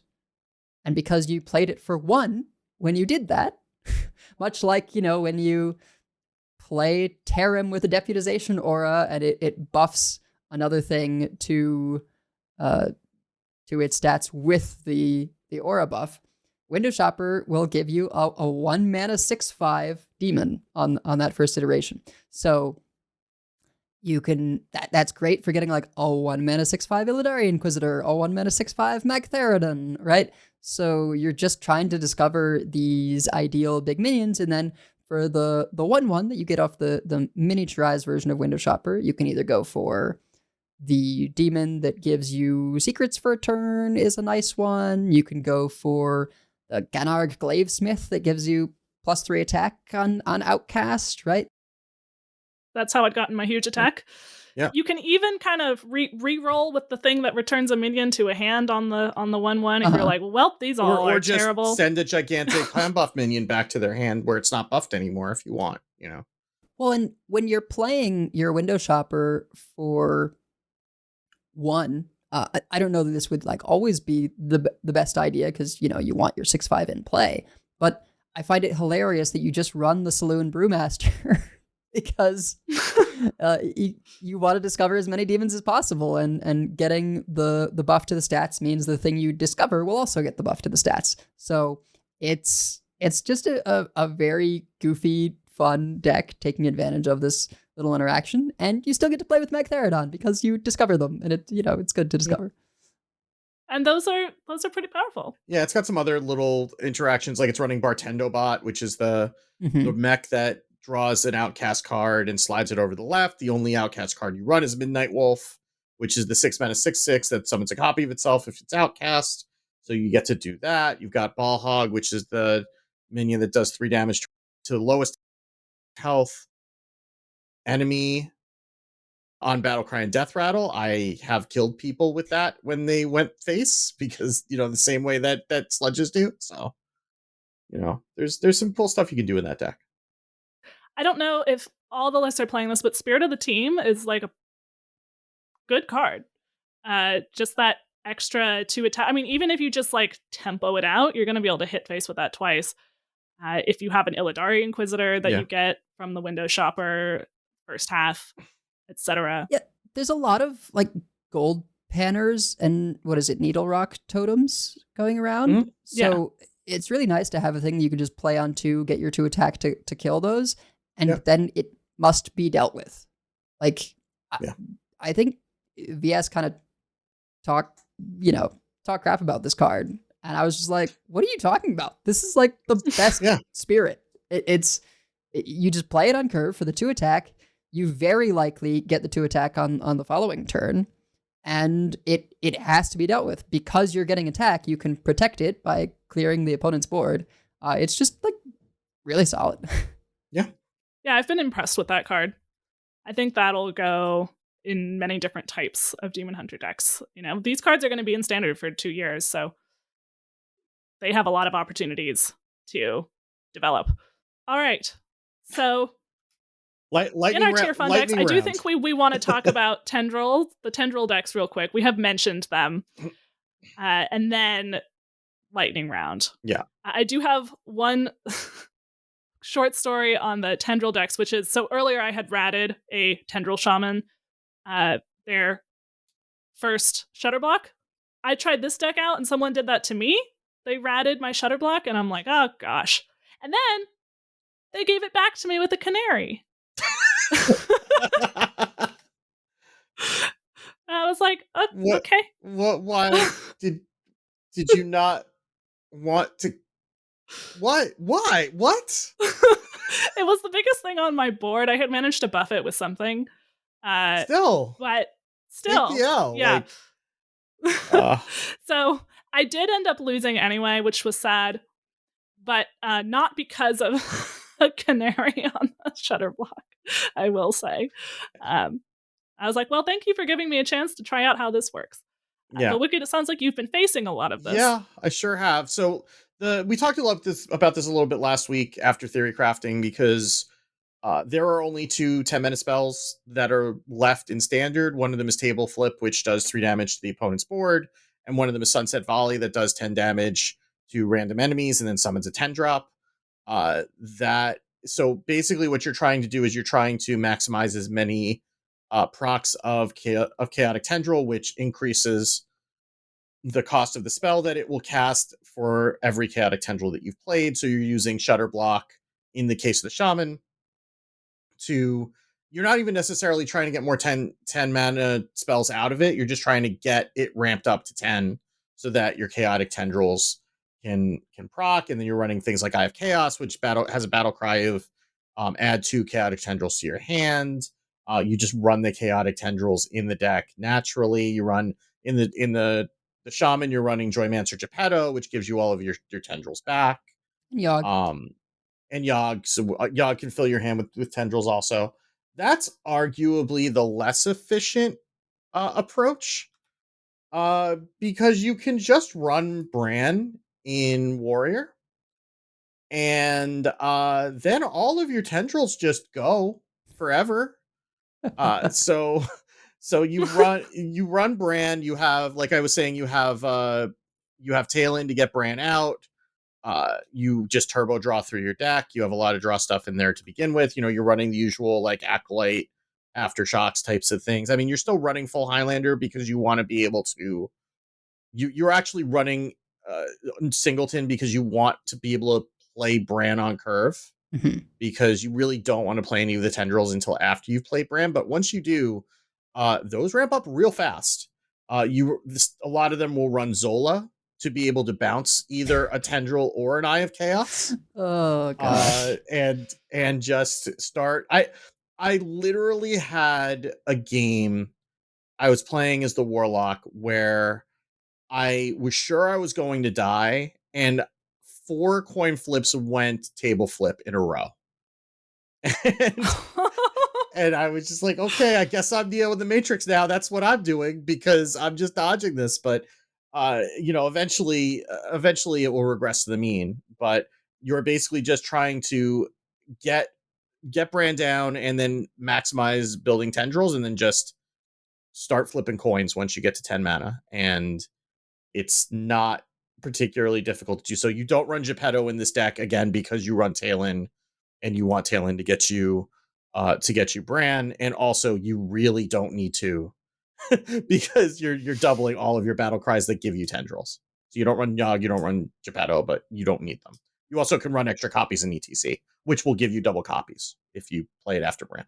Yeah, I underestimated like just how efficient you could be on this. Just the fact that Bran doubles each of the battle cries on the way.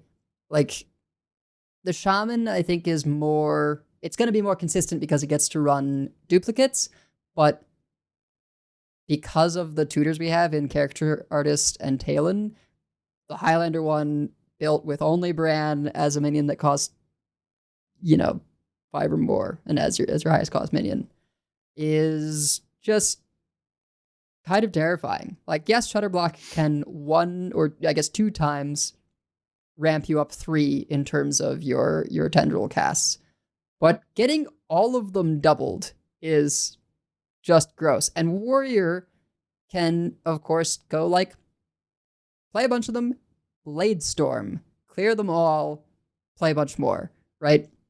Shaman just doesn't quite have as efficient way. Like, they've got Aftershocks, but once you get to the 10, you've got to work harder to like get all of the casts in for enough sunset volleys to win, that I think Warrior just kills you so much more quickly. Yeah. I should add that the ETC is actually, I'm looking at it now, is actually Chaotic Tendril, Celestial Projectionist, Eye of Chaos. That's all it is. Mm-hmm. Because you're expecting to get 2 of the 3, and then you just pick whichever 2 you want because you're playing it after it's been doubled. You're never playing it before it's been doubled. I feel like you don't need to do Projectionist there. Like, you can do something that you'll actually need sometimes, because if you have the luxury of picking things for tendrils, you just take the Eye of Chaos and the tendril, right? But or I guess technically Projectionist can give you more, but I would say either the tendril or the Projectionist should be like a Dirty Rat or something, just in case you need that. I guess it's the mana thing, right? Because doing ETC on a turn where you really need to kill them, then Eye of Chaos is too slow because it's 5, right? And that only gives you 2 tendrils, whereas you could play the tendril, play the projectionist, get 2 more tendrils, and that at least gives you 6. So if you really need to ramp up like that turn, then Eye of Chaos might be too slow. I'm trying to inject logic into the mad scientists that are building out these decks that are committing to the bit of just flipping coins for lethal. So I don't know if I don't know if that's a wise thing to do, but I could see an argument for it maybe in some weird world. I do think there is some modicum of skill involved in terms of strategically playing the tendrils, right? That if you get a 6-cost spell, let's say the Shaman 6-cost spell that plays 3 drops of like 4 different minion types, like maybe Once you upon just a time. stop because you've made a big board. It's going to situationally depend, but I think there's times that people just keep going and end up clearing their whole board or playing a Wheel of Death or whatever, when actually they could just be like, okay, I cleared their board and I have a big board, I'm going to stop, right? Because sometimes you can win that way, right? If you know, oh, I'm going to be doing 9 could cast the Scourge, right? I don't want to cast the Scourge if I've already got a full board. That is a mistake that I made. That was the actual reason why I lost when they gave me back my Shutter Block. So I think we already talked about Priest. I suppose we didn't really mention Reno Priest. Wicked, you had put that under Hipster. Yeah. I don't know if you had any. I haven't tried it. I told Tom Berry I was going to. I haven't gotten around to it yet, and I was seeing too many tendril decks to want to subject myself to that kind of masochism. But it's a matter of what is it doing better than. If you're playing a control deck, you have to have an argument for what this is doing that's different than what Odin Warrior's doing and what's different than Wheel of Death is doing. I don't know that the win condition for this is significantly better position than just like Wheel of Deathing people is kind of where I'm at with it. Yeah, I guess I like different flavors. So yeah, I am interested in trying it out some more. I need to mess around with both my sort of old school turbo draw version as well as the one that's kind of more value oriented, has Zarimi in there, and kind of see what plays better into the meta. But let me tell you, the last 2 games I played to hit legend with Raza Priest, it is deeply enjoyable to just be like piecing together your defenses, and then I'm just like, oh, and I've got Papercraft Angel and Sing Along Buddy. I rolled Arcane Bullet. They are so dead. Like, just unspeakably high amount of damage potential, and you just don't spend mana. Like, I played an Elise and ended that turn with well, yes, game, because they died, with 10 mana crystals, right? Because when you have Arcane Bullet and your Elise pulls out a Papercraft Angel, you just start machine gunning. So, and it refreshes the 2 mana crystals with a free hero power. It's kind of crazy. I think the fine tuning is going to come in like, what is the right combination of sort of card draw and specific control tools into the stuff that you need to deal with, an appropriate number of dragons if you're running Zarimi. Like, there's fine tuning to be figured out, but definitely the lethality is there. Now, there's low rules too, right? There's times where it's like, I would be able to kill them, except I got the card draw hero power and I just can't use that, right? Like, so it can be frustrating compared to the old school Raza Priest, because you don't just enter this sort of hero power every turn mode after you play Raza.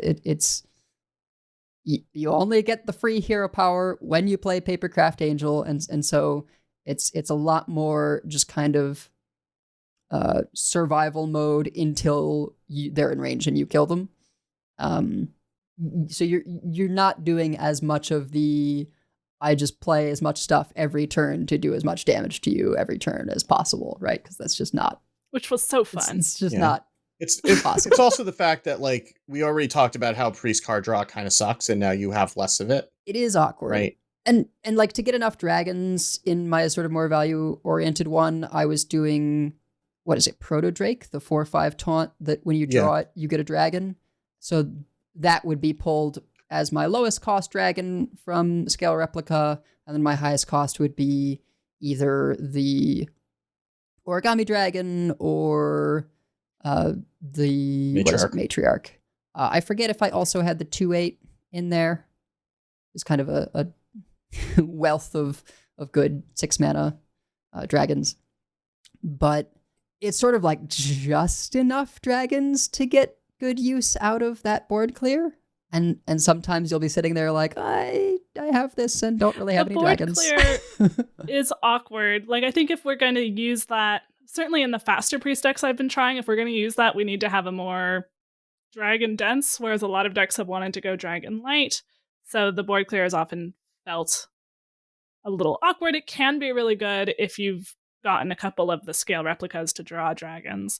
I do think the Origami Dragon, I hadn't really been on my radar because it's been so much like, well, I just want to make sure I draw Clay Matriarch. Mm-hmm. But with so many hand buff paladins running around, that seems pretty, like you're often going to have a good target for the Origami Dragon. And the Rainbow DKs as well. Right? Yeah. There's definitely things to hit. All right. So we had listed here, we had Spell Druid as a tier fun for now. I think the for now is carrying a lot on that. I have such fear of Druid. It's always just like one balance patch away from being unleashed. We have Spell Mage, which right after Wicked messaged that he had completely not done very well with the Spell Mage that I had put on our spreadsheet, I watched Hat on his Once an Expansion stream just like completely high roll his Yogg-Box, just like created an enormous board, got like a Crafter's Aura up, did damage to their face with like a Sunset Volley, like, buffed his board with I can't even remember exactly which spells. But I was like, okay, that will win you the game. And the Spot the Difference cards seem decent, but overall the deck does not really seem to be performing. I would argue he high rolled by living to 8. That was the actual high roll. Yeah, Mage just is not in a great place for dealing with Divine Shields, which makes it tough to exist, right? Like Paladins are awkward. The your mech guy that does damage for spell schools is like not going to save you a lot of the time. So I also think the Spell Mage is just bad. Like there's not enough good big spells to hit, and there's not enough options besides Yogg-Box. There isn't even a 9-cost spell that you can play in Mage for Projection Orb. I think we'll have to sort of wait and see. It'll get better. This is a deck that'll probably improve as we get more cards. Yeah, exactly. But I think if there's a mage that's gonna be playable sometime soon, it will just be some kind of Sif mage, right? Yeah. And I just don't think you've got really the defensive tools to play into the aggro that exists right now. And maybe that'll change. But yeah, it's a little bit of a struggle. Keyboard is still very good, though. So yes. Yeah, keyboard and Spot the Difference is the new keyboard cold case. Yeah. But beyond that, it's not doing a whole lot. I suppose, lastly, we haven't really mentioned Rogue at all so far. So we might want to touch on poor Rogue here. Must we? A little bit. Look, we're both struggling, right? Like Priest is not Premier right now, and neither is Rogue. Like there's some stuff that's kind of promising, but it's just challenging. I think my problem with Rogue is, as much as I love Sonya, I am not good with APM turns, and anything you are doing with Sonya is an APM turn. Like particularly with the mini that discounts your next thing. Now that bug is fixed, the appropriate order is you play Sonya and then that mini, so you get a 0 mana version of that mini, so you get to discount 2 things by 3. If you are discounting a Falderai Strider, then you get to play 2 of those. So there's like stuff to be done, but it's very technical and it's maybe a little too slow at times going into the Paladins. Deck Tech hit Legend with it. So like you can do it if that is like the kind of thing that you're good at. But I was like doing much better with Miracle Rogue before rotation than since, right? It's just gotta sort of find its footing. Sonya, again, very powerful card, particularly with Falira's Gift. I think that's going to be around for a while. I kind of need the crutch of Spectral Cutlass to have any hope, because, and if I buff the weapon, at least I have this massive lifesteal weapon that will keep me alive for a time. But there's a lot of taunts going on right now. And like, yeah, we have Sap, but we don't have Vanish. And there's no great way of just like opening a path to strike people in the face repeatedly. So I suppose there is Deafen. Yeah. But that's only one target. Hey, it's 2 of them if you have Sonya up. Yeah. We're kind of cramped for card slots. I don't know. I'll have to mess around with it. No, I'm not necessarily saying that goes in the deck, but just it is a card that is also in Rogue, and it does deal with taunts. There's also, I've seen rogues that are just like all in on card draw and giants, and the Gaslight Gatekeepers. Everything must which go. do count as draw. And right, you can do that. And if you happen to draw back and everything must go, then you can just play it. That really does very quickly discount the Playhouse Giants. It is, I think, part of what also makes it harder to play in a sense than the Miracle Rogue that we had before rotation is that we were used to the play patterns that Rogue had really since Nathria. And this is a very different deck. And so it's APM and you don't have, I certainly don't have, I played like a couple decks of it and I had a couple people like come and spectate randomly. And I'm like, I have no idea what I'm doing with this deck. I have no heuristics to go on, no rules of them, no like built up experience. So welcome to misplay land. But it also does feel a little bit slow into the meta that we have right now. And I mean, when your payoff is like an 8/8 and 2 4/4s for doing all that work to draw those cards, I don't know if that's always good enough if you can't do that. That's true. Enough. You're not using Zarimi to attack with those giants, and that's not even really what we're doing in Priest. So I mean, I think the idea is that you try and do that earlier than your opponent is doing big stuff. And you do have Breakdance and the ability to like Sonya Breakdance, which is cool because you can bounce the giant, have an 8/8 rush, and replay the giant. And then if you really want to, use the 0 mana Breakdance on Sonya so that you can keep, getting your Sonya value. There's a lot of clever tricks you can pull, particularly with Sonya.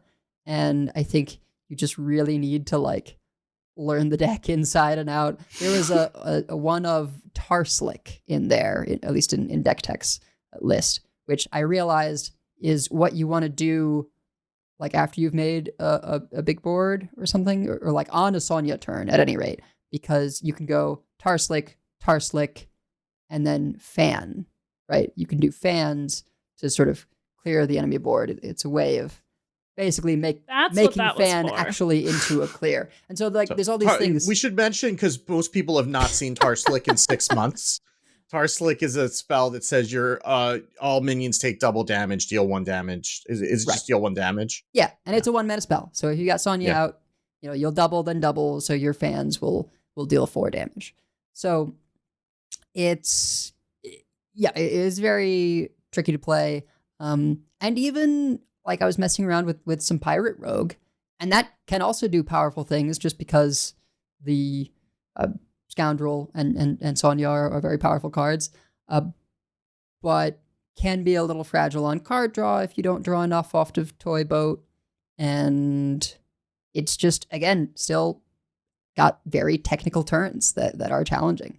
And I just haven't committed enough games to be able to take advantage of the strength of when you pull those technical turns off well. And I play a lot on my iPad since I'm playing while Leah's napping. And let me tell you, it is impossible to do a Sonya turn on my iPad. I'm bad at APM turns in general, and the frame rate is just not good enough. I guess the other thing we should mention before we wrap up, because Steven Sensei has been asking about, is like you can play Whizbang on ladder. The 20 card deck is very good. The other ones are hit or miss. It seems like every time I queue into Whizbang, it's always the 20 card deck. Every single time. It is the best one. Yeah, I mean, if you could choose, you would choose that one. But, you know, you kind of know what you're getting into if you're deciding to play Whizbang on ladder, I think. Yeah. I mean, I've been surprised to be seeing it in Legend, though. Like, I know I'm same. in the like 4 and 5Ks and I'm working my way up, but I'm sort of like, really? We're doing this? But like, there's a time and a place for everything, and it's called casual. Like, it's the first 48 hours of a new expansion. The decks are better than previous versions of Whizbang. I can see wanting to do it. Some of them are better than previous versions of Whizbang. It's not something that I have done. I actually don't even own Whizbang yet. I didn't happen to open it, and I haven't crafted it. But yeah, I have run into it occasionally also. If you see your opponent play something very confusing that you're like, this isn't in core, is it? It's probably a Whizbang deck. You just missed the animation. Especially if it's like the base hero portrait. Yeah. Yes. Yeah.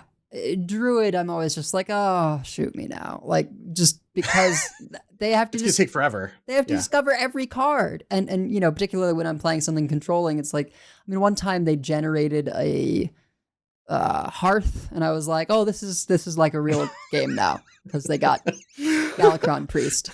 And I was like, is that what you would call a real game? I would just call that a cloud fiesta is what I would call that. I mean, it was, but like until they did that, there was no shot, right? Like I was playing a control deck. I was going to run them out of things. If they hadn't gotten exactly Galakron Priest, there was no way they were going to compete.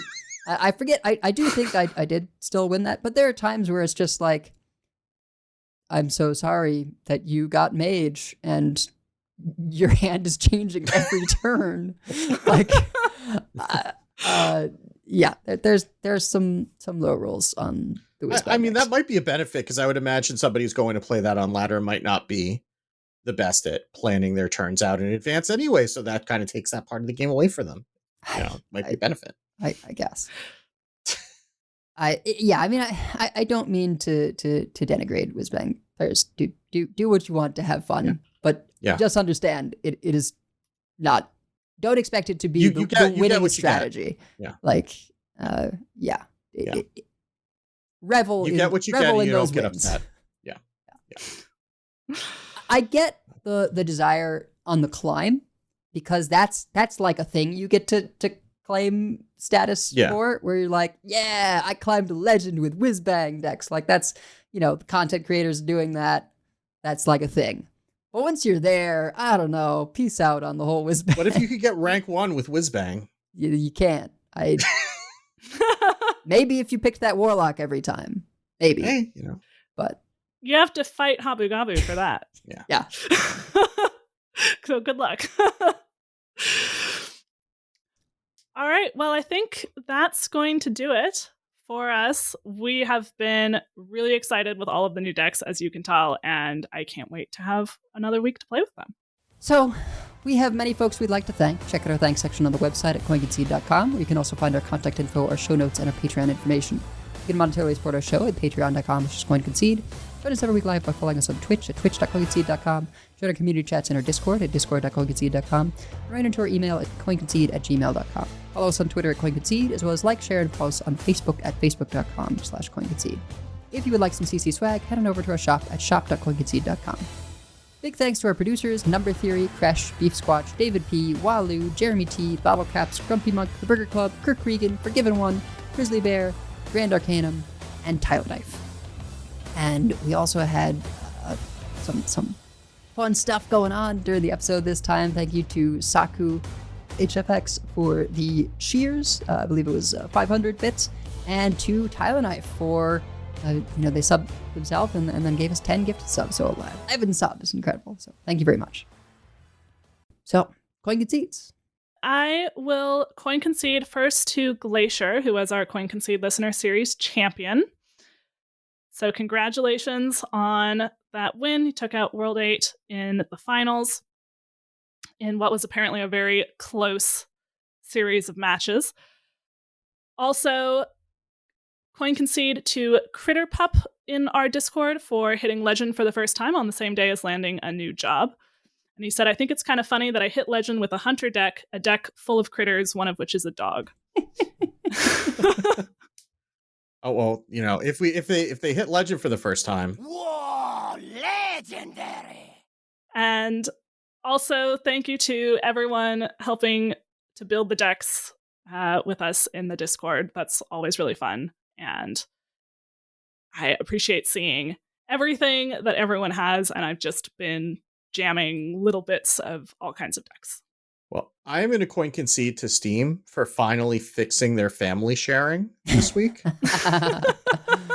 And where they changed it so that you can actually play a game in your library without kicking out somebody else who is playing a game in your library, which, given that Twin B is playing Trails from now until the heat death of the universe, means that we can actually buy games on Steam if anybody else wants to play them again, and without having to shove them into one of the other children's Steam libraries.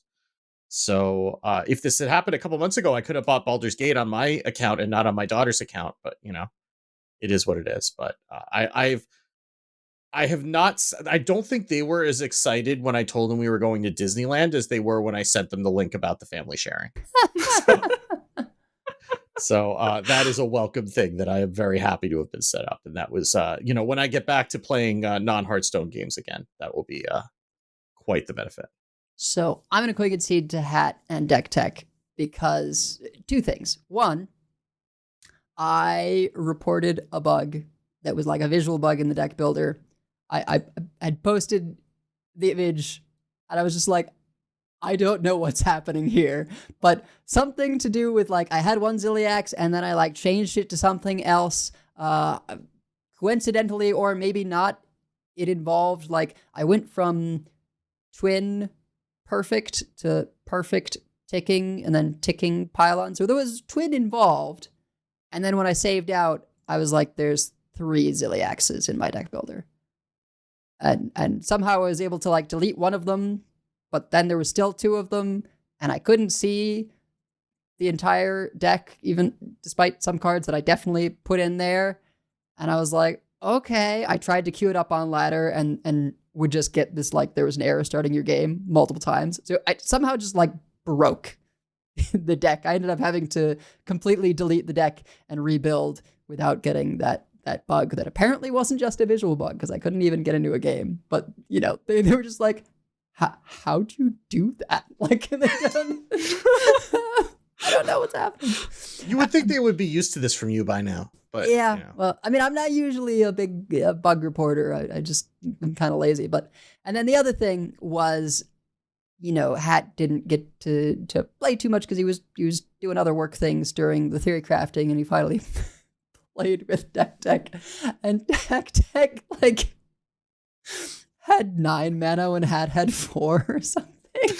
there were the 3/4s that steal your mana crystals involved. It was pretty filthy. Yeah.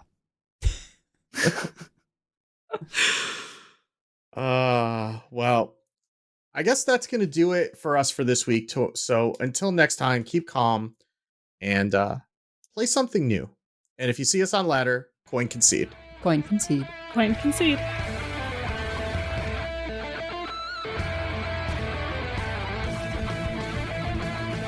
All life must end. I yield for now. I concede. Well fought. I concede. You win this one. The victory is yours. You have bested me. I give up. You win this one, friend.